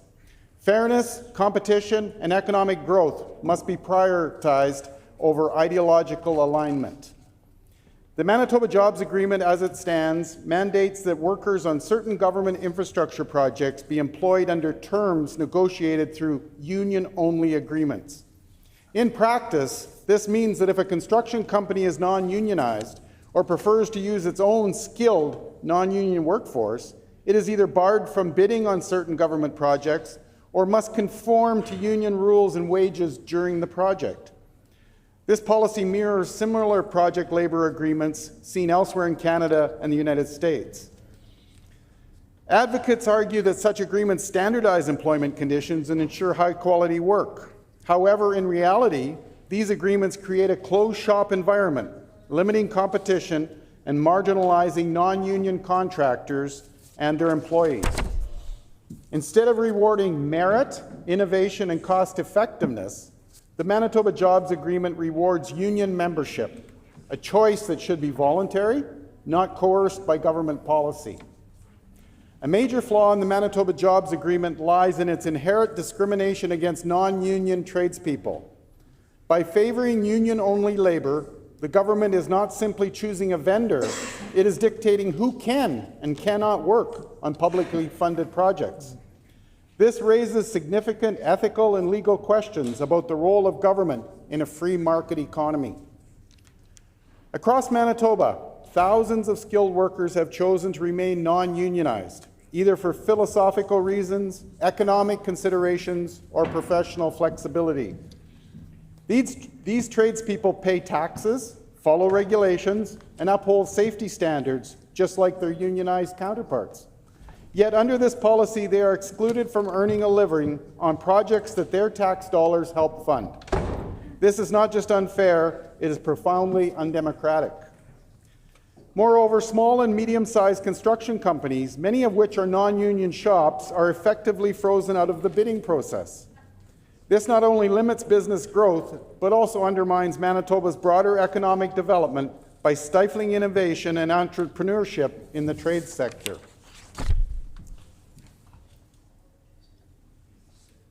From an economic standpoint, the Manitoba Jobs Agreement introduces market inefficiencies into the procurement process. Restricting competition to only unionized contractors reduces the pool of qualified bidders, often leading to higher project costs. Studies from other jurisdictions have shown that union-only project labor agreements can increase the cost of public infrastructure projects by 12 to 18% compared to open bid models. This means fewer schools, hospitals, and roads for Manitobans, all while taxpayers foot a growing bill. Open bidding, which allows all qualified contractors to compete regardless of union status, fosters greater accountability, cost control, and innovation. By reversing the current policy, Manitoba can unlock the full potential of its construction sector, ensuring that public funds are spent efficiently and projects are delivered on time and on budget. Furthermore, allowing broader participation in government contracts increases employment opportunities across the board. Rather than propping up a narrow slice of the workforce, government policy should be aimed at expanding opportunity and economic inclusion, especially at a time when skilled labor shortages are affecting productivity. The divisiveness of the Manitoba Jobs Agreement is not limited to economics. It also erodes social cohesion and trust in government. When public policy clearly benefits one group over another based on affiliation rather than merit, it breeds resentment and alienation. In communities where non-union labor predominates, particularly in rural and northern Manitoba, the policy is seen as a top-down imposition that disrespects local values and practices. Furthermore, the policy politicizes the trades, dragging skilled workers into a labor ideology debate many would rather avoid. Most tradespeople are focused on doing quality work, providing for their families, and contributing to their communities. The Manitoba Jobs Agreement forces them to choose between their principles and their livelihoods, pushing some to join unions simply to access work, not out of genuine alignment with the union's mission. This creates a false labor market, distorting genuine labor relations and undermining the freedom of association enshrined in Canadian law. Politically, this policy shows this failing NDP government is beholden to union interests rather than serving the broader public. In a democracy, public policy must strive to be inclusive, impartial, and representative of all citizens, not just those aligned with powerful interest groups. At the heart of this debate lies a simple but powerful moral principle: equality of opportunity. Every qualified tradesperson in Manitoba, whether unionized or not, should have the right to compete fairly for work funded by their own taxes. This is not just a matter of policy, it is a matter of justice. The Manitoba Jobs Agreement violates this principle by creating a two-tiered system that favors some workers over others. It sends a message that one's access to opportunity depends not on skill or dedication, but on affiliation. Such a message undermines the dignity of work and the values of fairness and inclusion that Manitoba has long stood for. Instead of divisive, restrictive agreements, Manitoba must adopt a new strategy for public infrastructure development, one that emphasizes inclusion, fairness, and open competition. This new strategy should include open bidding requirements. All qualified contractors, union and non-union, should be able to bid on government contracts under the same terms. Merit-based evaluation. Bids should be evaluated based on price, quality, safety record, and past performance, not union affiliation. Clear labor standards. All projects should maintain high standards of safety, wages, and worker protection, regardless of union standards. Regional inclusion. Ensure equitable access to government contracts for rural and northern contractors, many of whom are non-union. Stakeholder consultation. Involve a broad range of voices, including non-union contractors, Indigenous businesses, and industry associations in developing labour and procurement policy. Such a strategy would not only reverse the harms caused by the Manitoba Jobs Agreement, but also lay the foundation for a more dynamic and inclusive construction sector in Manitoba. There's a few myths here that I've heard. Union-only agreements ensure better safety and wages. Yes, unions have historically played an important role in advocating for workers' rights. However, modern labor standards and workplace safety regulations already apply to all contractors, union or not. Non-union companies are equally capable of maintaining high safety and wage standards, and many already do. Another myth, this agreement supports unionized labor, which has more training and oversight. Training programs exist in both union and non-union environments. Government policy should support all quality training initiatives, including apprenticeships in the open shop sector. And the final myth, union-only contracts protect project timelines and quality. There is no evidence that non-union contractors are less capable of delivering quality work on time. In fact, limiting bids to unionized firms can lead to labor shortages, delays, and increased cost. The Manitoba Jobs Agreement is a symbol of exclusion, inefficiency, and unfairness in the province's infrastructure strategy. It prioritizes ideology over results, union affiliation over merit, and divides a workforce that should be united in building a better Manitoba. Today, we call on this failing NDP government to immediately reverse this policy and replace it with a strategy rooted in fairness, competition, and inclusion. All qualified Manitoba tradespeople, regardless of union status, deserve the opportunity to contribute to the province's growth and prosperity. Let us not build a Manitoba where opportunity is reserved for a few. Let us build one where everyone has a fair chance to participate, compete, and succeed. Thank you, Honourable Deputy Speaker. Awesome.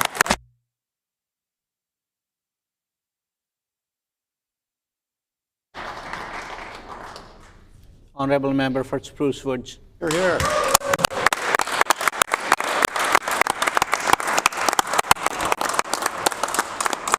Thank you, Honourable Deputy Speaker. Friends, colleagues, and fellow Manitobans, we all want to see Manitoba grow. We all want new schools, modern hospitals, infrastructure that keeps our communities strong. But we should also want to see these projects built fairly, with accountability, competition, and value for the taxpayer. Unfortunately, this Manitoba Jobs Agreement does none of those. Clouding the re-announcement of 4 new schools, the NDP, without consultation with the public or construction industry as a whole or any other stakeholders, signed a deal that gives all the control of those projects to a select few while ignoring all other potential builders in the industry. This isn't about helping families or strengthening our communities. It's about rewarding political allies at the expense of the vast majority of Manitobans construction workers and at the expense of Manitoba taxpayers.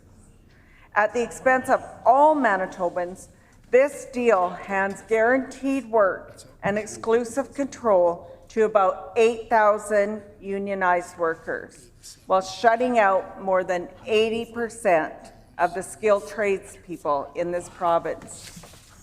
Men and women who work for open shop companies or belong to progressive unions. That's not fairness. That's discrimination against thousands of hardworking Manitobans who pay taxes, follow safety rules, train apprentices, and build our communities every day. Contractors and businesses that treat their employees well are being completely excluded by these jobs agreements unless the employer relinquish all control to the government through this anti-competition jobs agreement. And all the other hardworking Manitobans are paying for this with higher school taxes, higher education property taxes, higher income taxes, and likely the NDP will be raising sales tax next. I betcha. It's coming. We are seeing billions of dollars of deficits, and no wonder, as the NDP are spending money out the door as fast as they can with uncompetitive deals like this job agreement. You do best. Let's be clear. The deal doesn't create jobs, it limits opportunity. It doesn't build more schools, it drives up costs, which will result in less new builds, less new schools. We've seen this story before. In 2018, the British Columbia NDP government introduced a similar plan. They called it Company Benefits Agreement. The promise was familiar: more training, more hiring, better value for taxpayers, but the result was the opposite. Projects under the system became mired in red tape. Costs skyrocketed.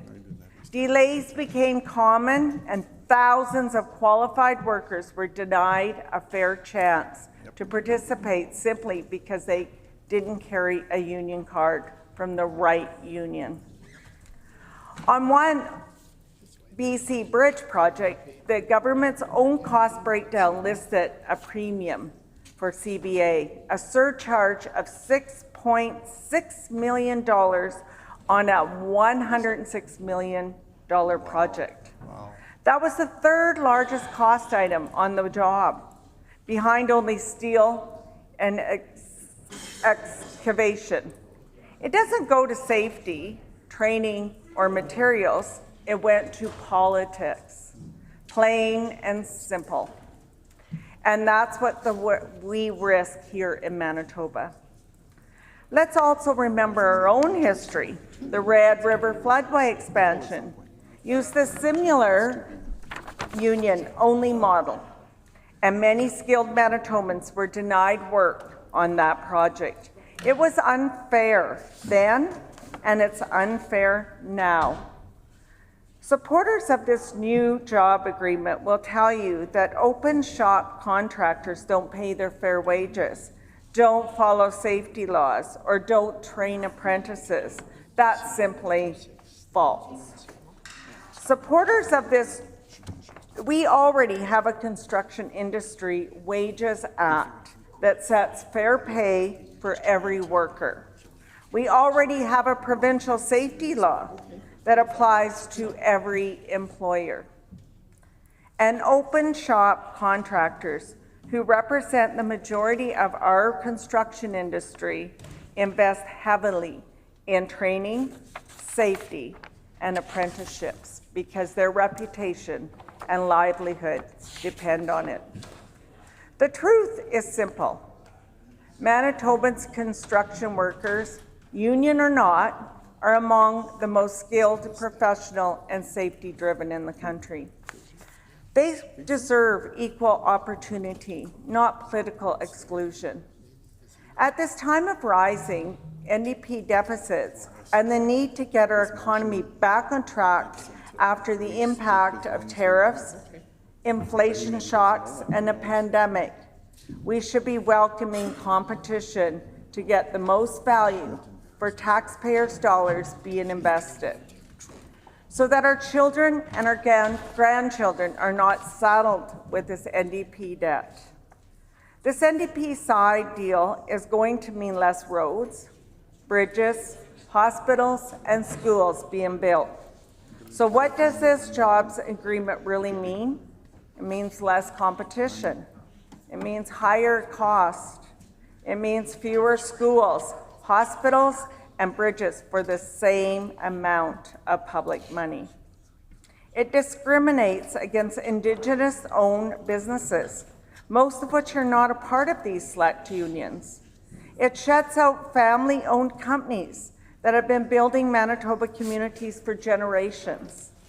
And it tells thousands of qualified workers that their skills don't count simply because of who they work for. That is not the Manitoba way.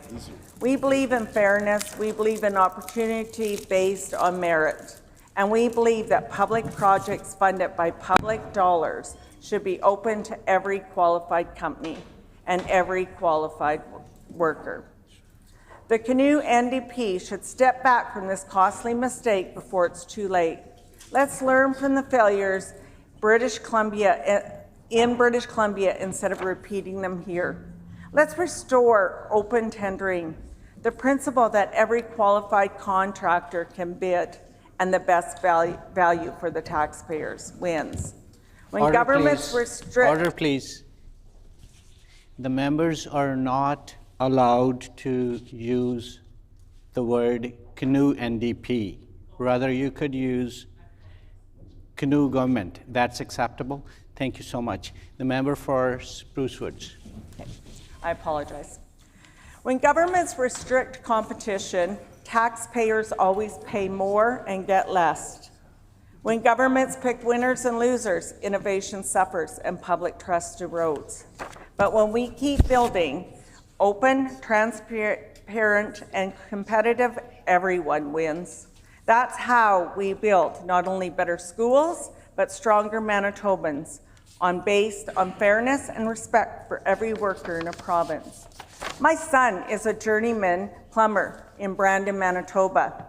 He's not unionized. So I am proud of the work he took on, but I'm ashamed that this government is considering him a second-class citizen and his company. Thank you.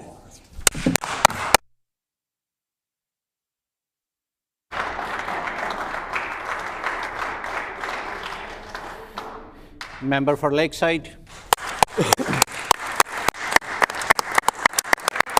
Thank you, Honourable Deputy Speaker, and I'm happy to rise today to speak in strong support of the motion before us brought to us by our members from Borderland and La Vérendrye.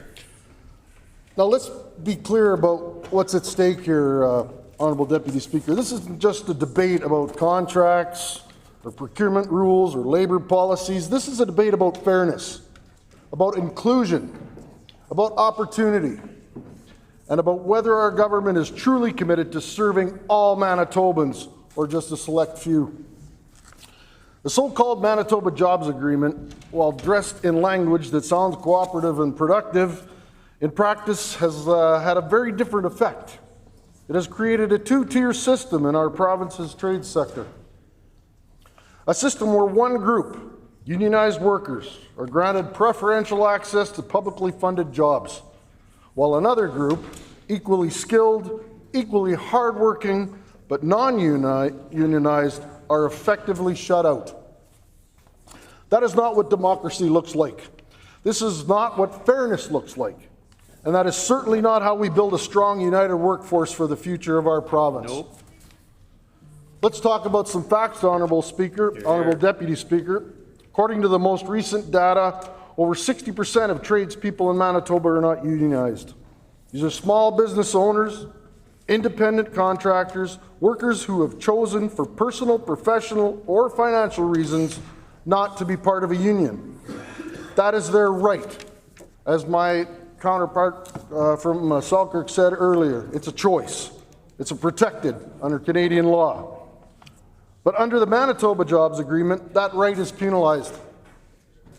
We've already seen this play out on major infrastructure projects.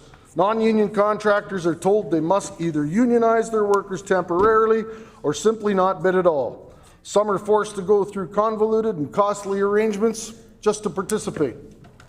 Others don't bother because the message is clear. You're not welcome unless you're part of the club. That's right. This is a public sector policy that actively discriminates against more than half of the tradespeople in our province. I ask the members opposite, how is that fair? How can government claim to be inclusive and representative when its policies exclude entire segments of our workforce? How can we justify using public tax dollars collected from every Manitoban, unionized or not, to fund projects that only benefit one portion of our labour force? Jeez. This isn't just unfair, it's undemocratic, it's divisive, and it's economically damaging. Honourable Deputy Speaker, let's talk about the economic consequences. When you reduce competition, costs go up. Yep. That's basic economics. Basic. When only unionized contractors are allowed to bid on projects, especially in a province where they make up the minority, we limit the number of bidders, and that limits innovation, efficiency, and cost savings. Multiple studies across Canada, including from provinces like Ontario and British Columbia, have shown that closed tendering systems increase project costs by anywhere from 10 to 30%.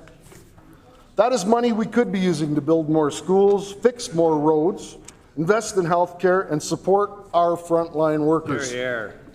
We're spending more to get less, all in the name of political favoritism. Let's not forget the impact on small family-owned businesses. These are often non-union shops that have served our communities for generations. They've trained apprentices, they've donated to local charities. They've provided jobs in rural and northern Manitoba where union representation is often limited. Under this policy, these businesses are punished, their workers are sidelined, their experience is disregarded, and their contributions are devalued. What kind of message does that send to the next generation of tradespeople? Not a good one. Honourable Deputy Speaker, this doesn't have to be the way. Nope. We are not here to argue against unions whatsoever. Nope. Unions have played an important role in shaping fair labour standards in this province, and many unionized workers do exceptional work. This motion is not anti-union. It's pro-choice, it's pro-worker, and it's pro-fairness. What? We can build a system that welcomes all qualified tradespeople, union or non-union. We can create an inclusive procurement strategy that evaluates bids based on quality, safety, and cost, not based on a political affiliation or a labor structure. Let's level the playing field. Level it out. Let's empower all Manitoba workers, regardless of their membership card. Let's build a system that reflects the diversity of our labor force, not one that forces conformity or for access. No. Other provinces have done it. Alberta, Saskatchewan, Nova Scotia have moved towards open tendering and inclusive workforce policies. They've seen increased competition, reduced costs, and broader community involvement in public infrastructure. We in Manitoba can do the same, and we must. To the government members opposite, I say this.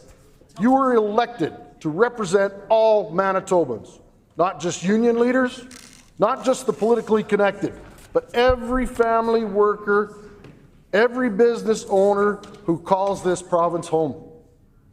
You were elected to be stewards of our public purses, to spend wisely, fairly, and transparently. And you were elected to help build a stronger Manitoba, not one divided by ideology and policy. This motion gives you a chance to correct course, to show that you are listening to the concerns of tradespeople across this province. Order, to please. prove you Order, believe please. in fairness, opportunity, Order, please. equal treatment under the law. Order, please. Order, please. I would request the member to make their comments through the chair, please. Through the chair, please. Member for Lakeside. Well, he's part of that team. My apologies, Honourable Deputy Speaker. Let's not cling to a policy that divides and excludes. Don't double down on a system that limits access and drives up costs. Be bold enough to change it and be brave enough to fix it. In closing, Honourable Deputy Speaker, let us not allow the Manitoba Jobs Agreement to become a symbol of division. Let it be a reminder, a turning point that prompted us to choose a better way, Honourable Deputy Speaker. Let us build a Manitoba where every tradesperson, regardless of the union status, has a fair shot at all government contracts. Let us remember that inclusion means all, not some. Right on. Honourable Deputy Speaker, let us reverse this agreement and replace it with a strategy grounded in fairness, competition, and respect for every Manitoban who gets up every morning, puts on their boots, and goes to work building this province. I urge all members of this Assembly to support this motion, Honourable Deputy Speaker, not because it is politically convenient, but because it is morally right, economically sound, and democratically necessary. Thank you, Honourable Deputy Speaker.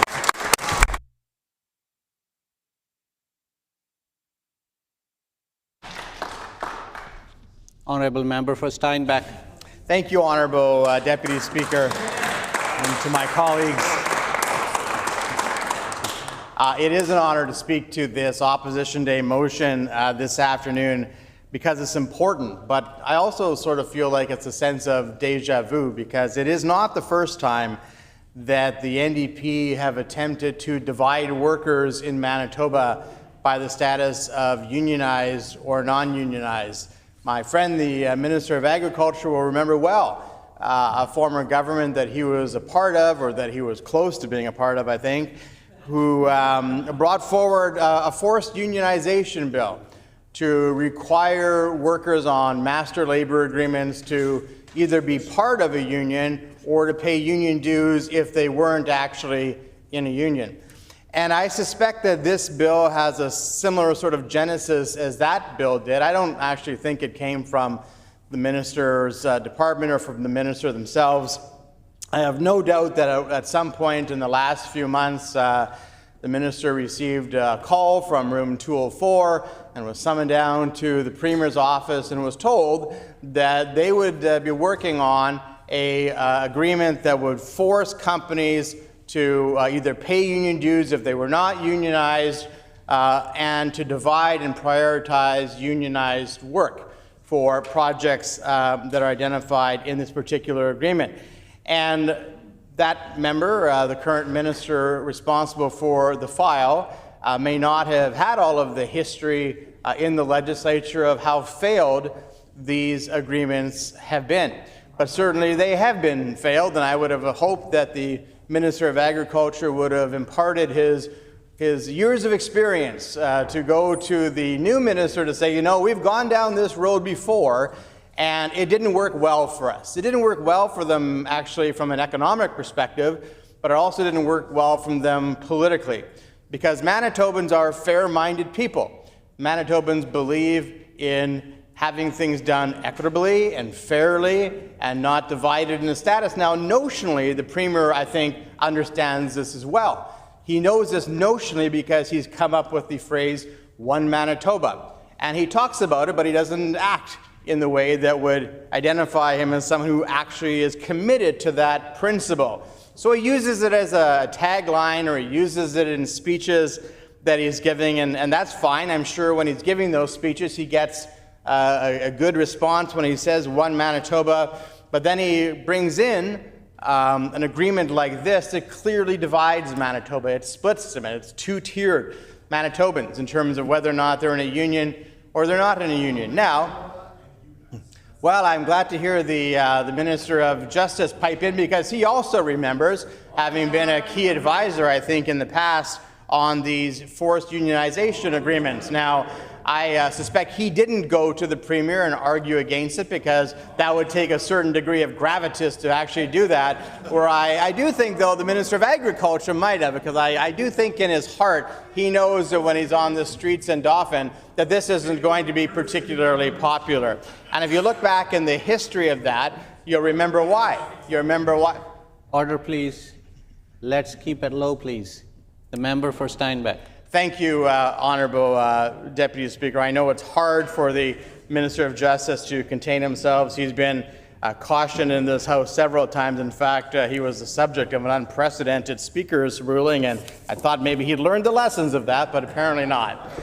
But speaking of not learning lessons, let's harken back to the time when the former NDP government brought forward these type of agreements of forced unionization to say that on projects like the East Side Road Authority as an example, or the expansion of the floodway, that individuals had to be part of a union. They had to be forced to join a union. Now, there was, I think, an auditor's report that actually looked into the East Side Road Authority, what an absolute disaster that was. It might be enlightening reading for the members opposite if they wanted to go back and see what a terrible, terrible thing that was. Now, of course, the expansion of the floodway that happened also under forced unionization program, the project itself had merit, but there were significant cost overruns, and part of it was because they were forcing individual workers who are not part of a union to have to pay union dues. This seems to go even further by giving preference to those who are bidding on projects who are in a union. And ultimately, it's not about whether a person is in a union or not in a union. It has nothing to do with how I or others feel about unions. We all know that there's good things that have come from unionization, and there's been work that's been done through unionization, but that's an individual's choice. That's a choice for an individual to decide whether or not to join a union. Some choose to, some choose not to.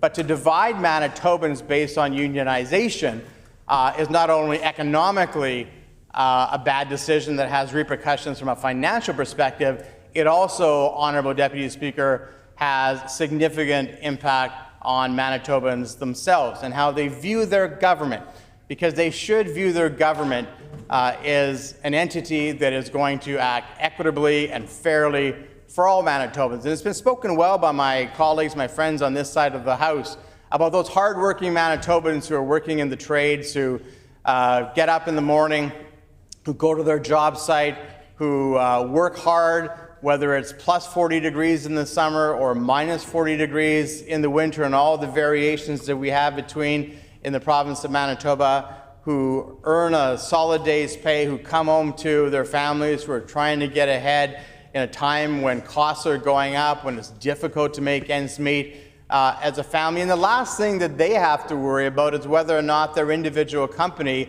is somehow going to be discriminated against by the government because they may or may not be in a union. That's not something that should be placed upon them. They don't expect that their government is going to pick winners and losers when it comes to these sorts of projects. Their expectation is that the government identifies projects based on their merit, that they put them out to a tender, and that the tender is awarded to whomever comes back with the most appropriate bid.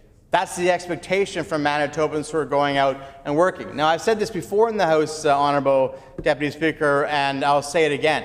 It's incumbent upon Manitobans, and I think that they are now, starting to say, okay, what the government is saying, the Premier in particular, because the Premier essentially is that whole government. We saw that in question period again, where ministers are essentially window dressing and the Premier answers every question. But the Manitobans are looking now and saying what the Premier is saying isn't the same thing as what the Premier is actually doing. He talks about one Manitoba, and it sounds good to the ear, but what actually happens then in terms of policy or implementation is something quite different. And this is, I think, what Manitobans are coming alive to.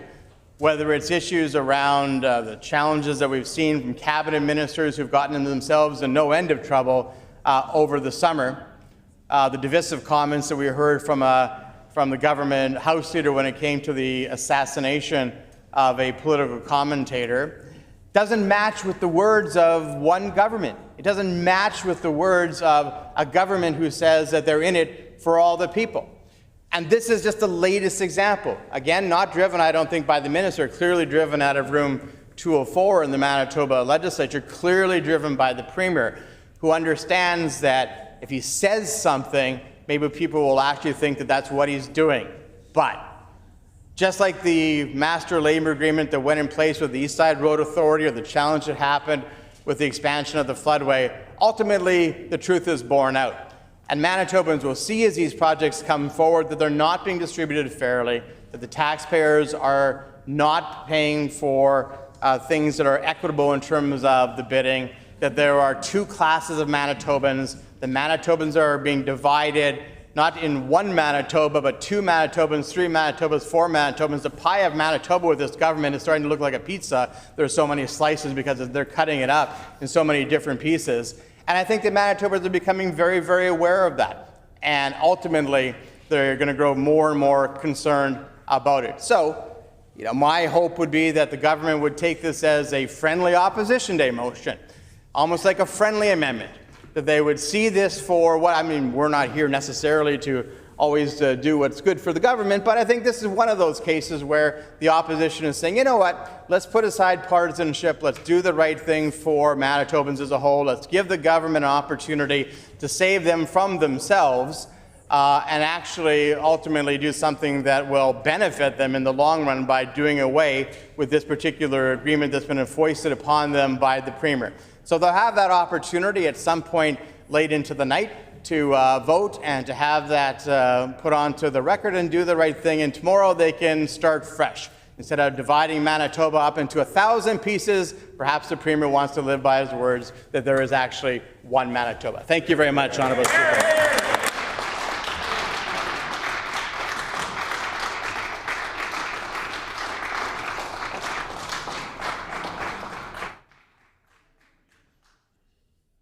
The honourable member for Turtle Mountain. Here.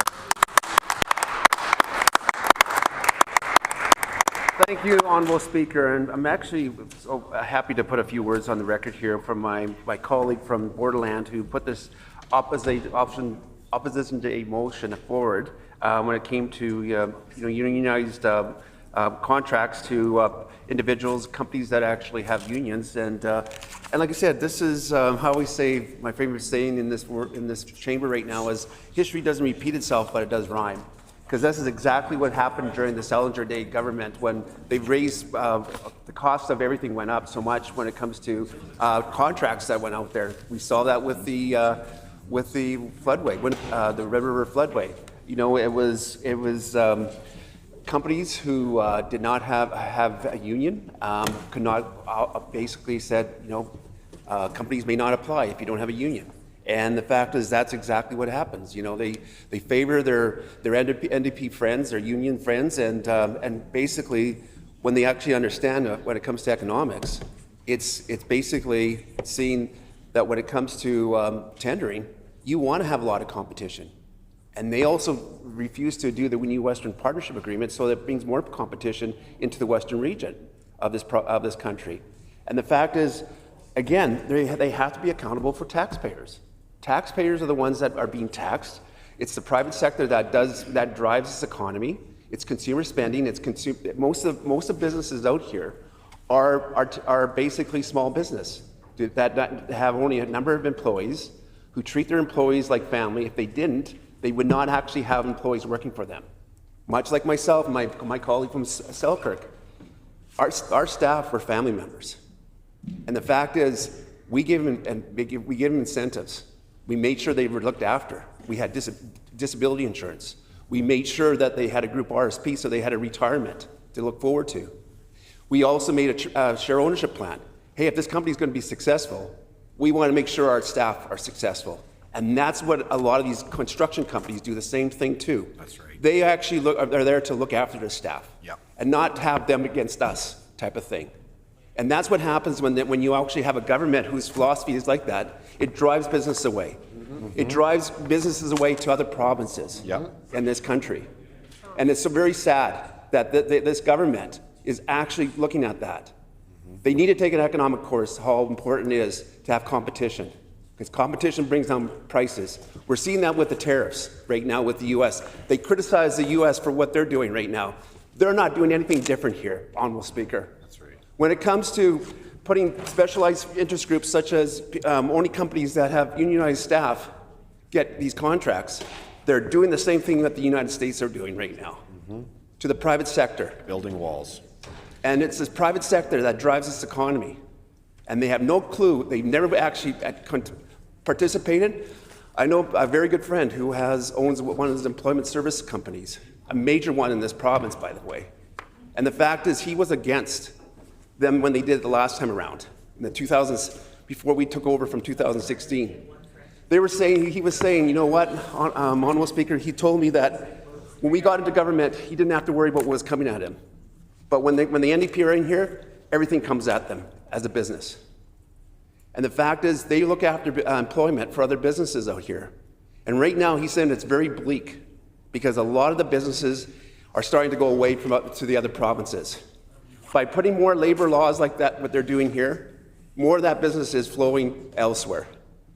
And we're going to lose a lot of employees, because right now we're suffering right now, especially in the city of Winnipeg.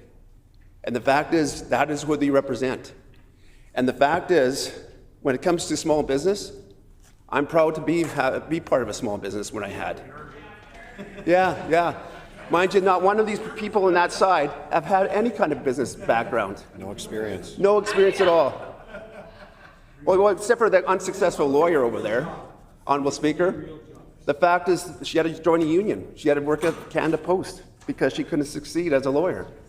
The fact is, this is where we're facing right now, Honourable Speaker, when it comes to the business environment.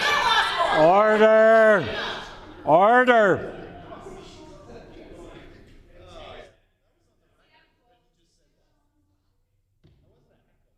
The Speaker is standing.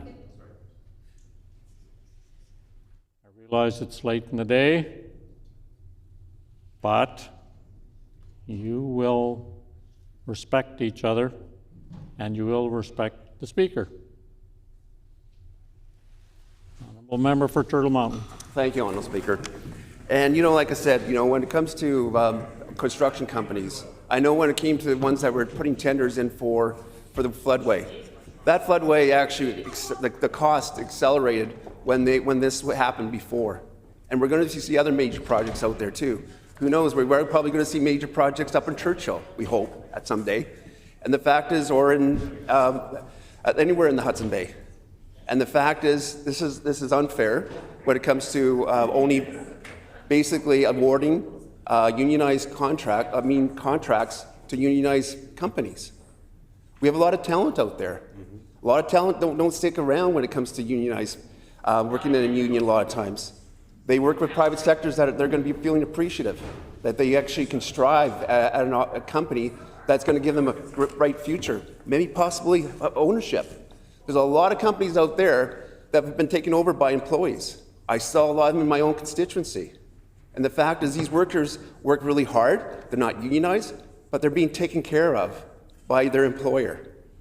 And the fact is, this is what the NDP is trying to do right now, is actually discredit them for what they need to be accomplished. This is how this economy is driven by, is companies that are thriving, the companies that have a future, the companies that look after their employees. There are the futures that are going to be the ones that are going to prosper.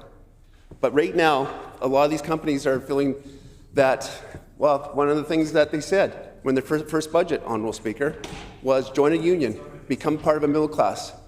That probably chased away a lot of investment in this province by having that message out there. As an employer, as a lot of connections I have with a lot of major employers in this province, I really feel that they're going to go elsewhere. They're going to find places elsewhere to do business. Dead last in GDP. Yeah, growth. they're dead last, and we're seeing a lot of manufacturing jobs getting lost here in this province right now. It's going to happen more and more. The fact is, because again, if they do any kind of contracts when it comes to schools, the construction of schools, hospitals, again, a lot of these construction companies, sometimes again, you might have a major contractor who looks after the projects, but what happens to the people that he subcontracts it to? Do they all have to have unionized employees? Is that a question that the minister can actually ask us? Because if that disqualifies that takes away a lot of opportunity for a lot of talented companies to do businesses as subcontractors when it comes to these companies.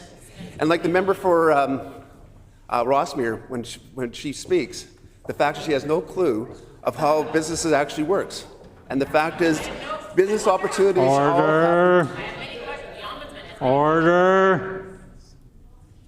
So, Honourable Speaker, what I say here, when it comes to private business, I think this is a wrong direction. I believe that the province is going to suffer. Our taxpayers are going to suffer, because the fact is, at the end of the day, it's hardworking Manitobans that pay for government services right now. And right now, this NDP government have no consideration for the hardworking employee out there. Many of them working in the private sector. They already know that they're already second class compared to what these the NDP are looking for when it comes to unionized employees. And right now, when I talk to the construction industry, I was talking to an individual, the Winnipeg Building Association. Right. They said only 16% of workers in the construction industry are unionized. So that takes away a lot of opportunity for companies to bid on. And this is kind of a sad world when we look at actually dividing when it comes to employees out there, Honourable Speaker. I feel the fact is, you know what? It's a free enterprise. Let the best get the contracts. Yep. Let the best company who does the job do a great job, because we see a lot of times some of these contracts that are completed, they're not always completed on the right. As a minister, I saw a lot of construction jobs that we had to redo again because it wasn't the right company that actually did the job. They did not have the talent, maybe, to make sure that these projects would last for periods of time, Honourable Speaker. So, like I said, I would pass it on to one of my other colleagues to talk about this issue, but for now, this is the wrong direction. I feel that we are on the right side of history right now.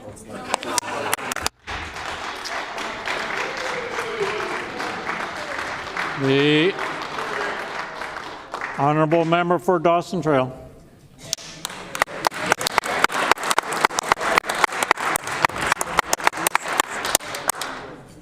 Today I stand to represent hardworking Manitobans and to express our serious concerns in strong opposition to the government's anti-competitive Manitoba Jobs Agreement.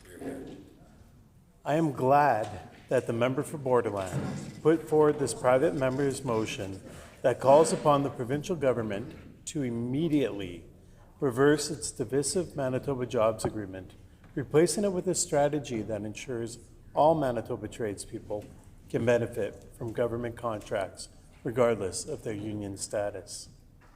The information that's been shared is that the Manitoba Jobs Agreement applies to major construction projects funded by the provincial government, typically those exceeding the threshold of $50 million.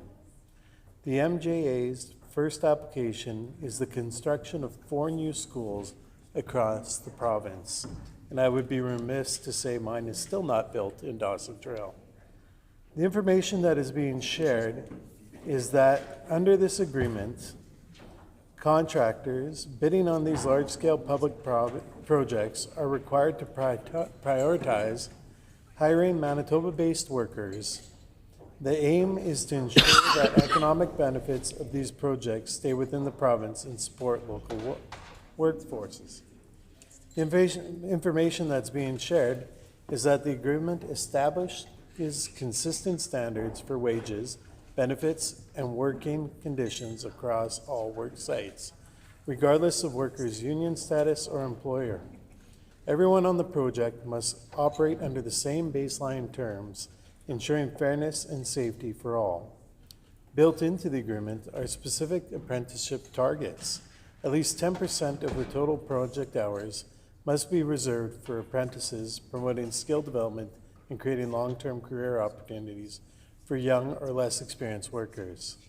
In addition, equity targets are core components. At least 20% of new hires must come from equity-deserving groups, such as Indigenous Manitobans, women, and newcomers.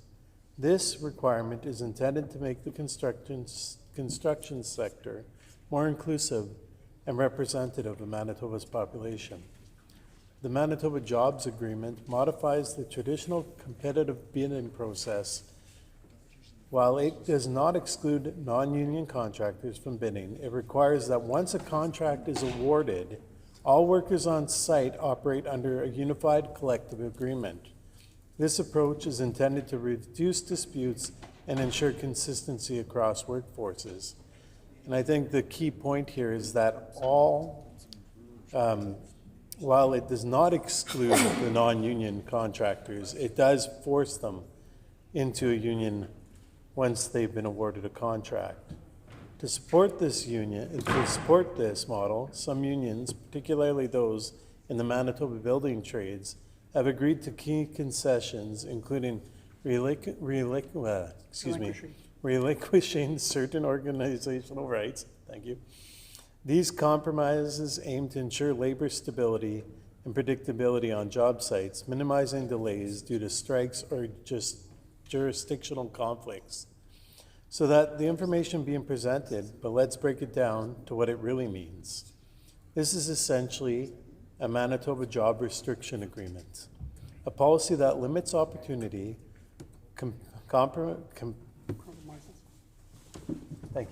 compromises fairness, and puts millions in public funds at risk.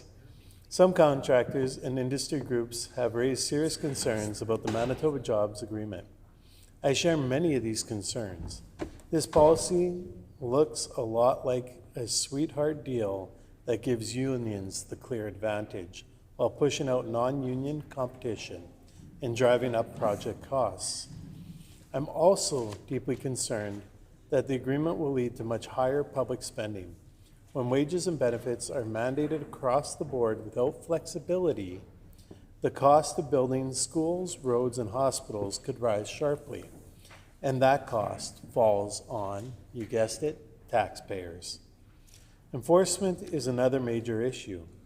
Who's making sure the contracts are actually following these rules? Are apprentices really getting meaningful opportunities? Are equity targets truly being met or just reported? Without strong oversight, these goals risk becoming empty promises. There's also the question of fairness. How are qualified contractors being defined? If the criteria aren't transparent or consistent, small businesses and non-union contractors will be shut out, even if they're fully capable of doing the work. And when I think about my riding and the amount of small businesses which I have listed off here in the past, it would be incredibly at a disadvantage for these smaller companies that are capable of doing this work when under this agreement. Finally, I'm concerned that adding new layers of labor rules, equity requirements, and reporting processes could lead to delays, red tape, and inefficiencies in how projects are approved and delivered. The public deserves infrastructure that's built on time, on budget, and with fairness at its core, not weighed down by bureaucracy or backroom deals.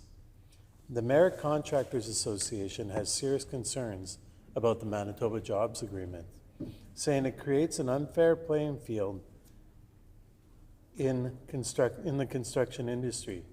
They believe the policy gives unionized contractors a big advantage by forcing all workers on major public projects to follow a union-style agreements, even if the company doing the work is not unionized. That, they say, shuts out many qualified non-union contractors from even having a fair shot at this work. Merit is also worried about how this could impact project costs. With the government setting fixed wages, benefits, and working conditions, they believe the price tag for public infrastructure could go up, something taxpayers would ultimately have to cover. They argue that non-union contractors often get offered great work at lower costs, and locking them out means Manitobans might not be getting the best value for their money. I say that again, locking them out means Manitobans might not be getting the best value for their money. On top of that, there are questions about how contractors will be chosen under this new system. Merit says smaller companies could get bogged down by added red tape, especially with new labor and equity requirements. In their view, the jobs agreement moves Manitoba away from open and fair competition and towards a more closed-off, restrictive system that limits opportunities instead of creating them. Merit and other contractor industry groups' concerns are valid, and they really should be listened to. Merit Contractors Association is a national organization that represents construction companies operating in the open shop sector, meaning companies that are not affiliated with unions. In Manitoba, Merit represents a significant portion of the construction industry, giving voices to non-union contractors who often feel left out of government policy discussions that impact their ability to compete for public sector work. Their opinion carries weight when it comes to the Manitoba Jobs Agreement, because this policy directly affects how the public infrastructure projects are awarded and who is allowed to work on them. Under the MJA, even if a non-union company wins a government contract, all workers on that site must still follow a union-style collective agreement for wages, benefits, and working conditions. Today, I urge this government to repeal the Manitoba Jobs Agreement. We need to preserve a tendering process that welcomes a free market of competition, the same kind that has built Canada. Let's keep playing the field fair and open to all companies. Every qualified worker and contractor in this province deserves a fair shot at public projects, the very ones their tax dollars fund. This approach ensures that Manitobans get real value for their tax money, not the raw deal. Let's build a Manitoba that values merit, fairness, and true worth over politics. The people I represent and all Manitobans deserve nothing less. Thank you.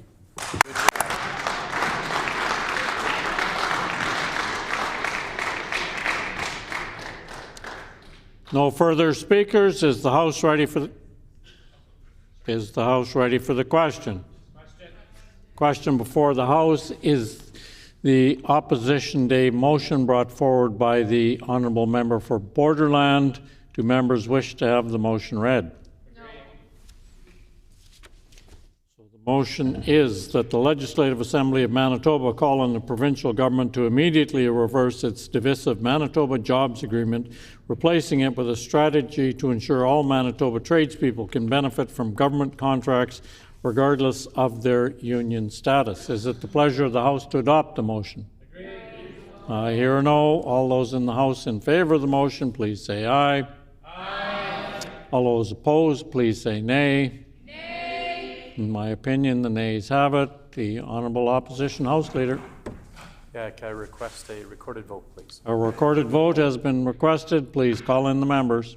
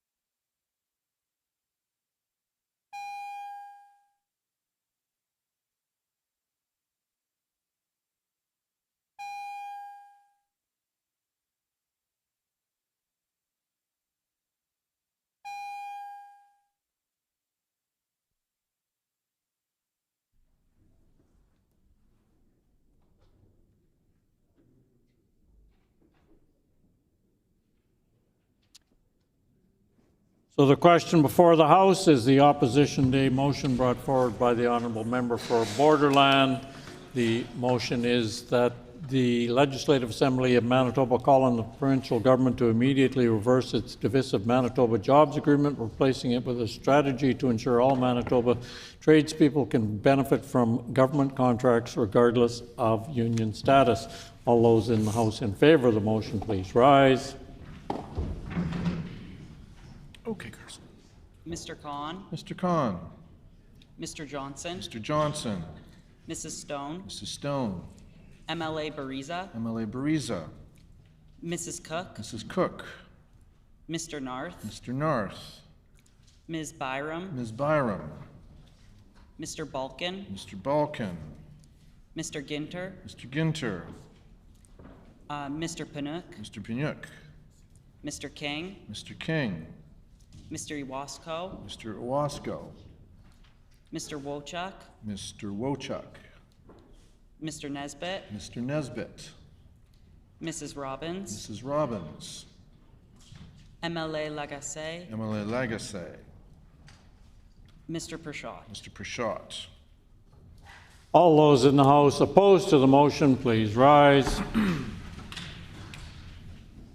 Okay. Honorable Mr. Canoe, Honorable Mr. Canoe. Honorable Minister Fontaine, Honorable Minister Fontaine. Honorable Minister Schmidt, Honorable Minister Schmidt. Honorable Mr. Weeb, Honorable Mr. Weeb. Honorable Minister Asaguara, Honorable Minister Asaguara. Honorable Minister Sala, Honorable Minister Sala.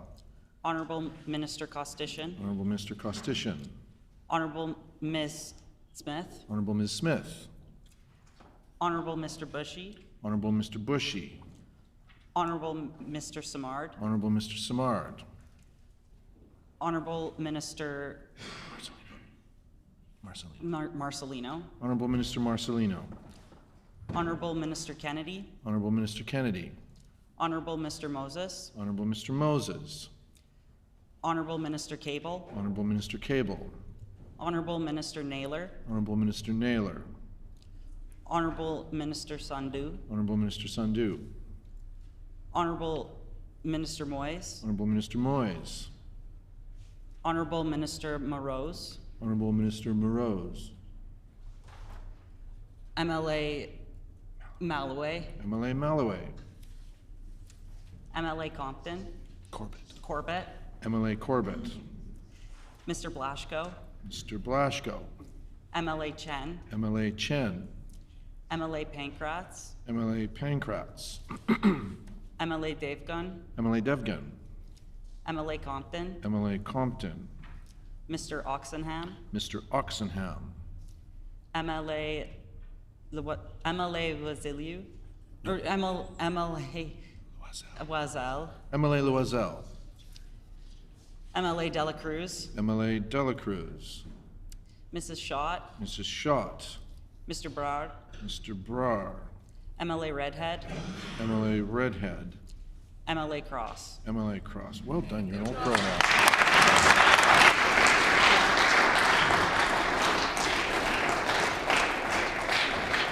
And just as a note, there are no members sitting virtually.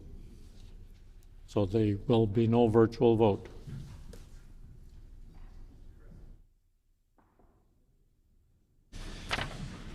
Ayes 17, nays 32. The motion is accordingly defeated. The hour being past 5 o'clock, this House is adjourned and stands adjourned until 10 a.m. tomorrow.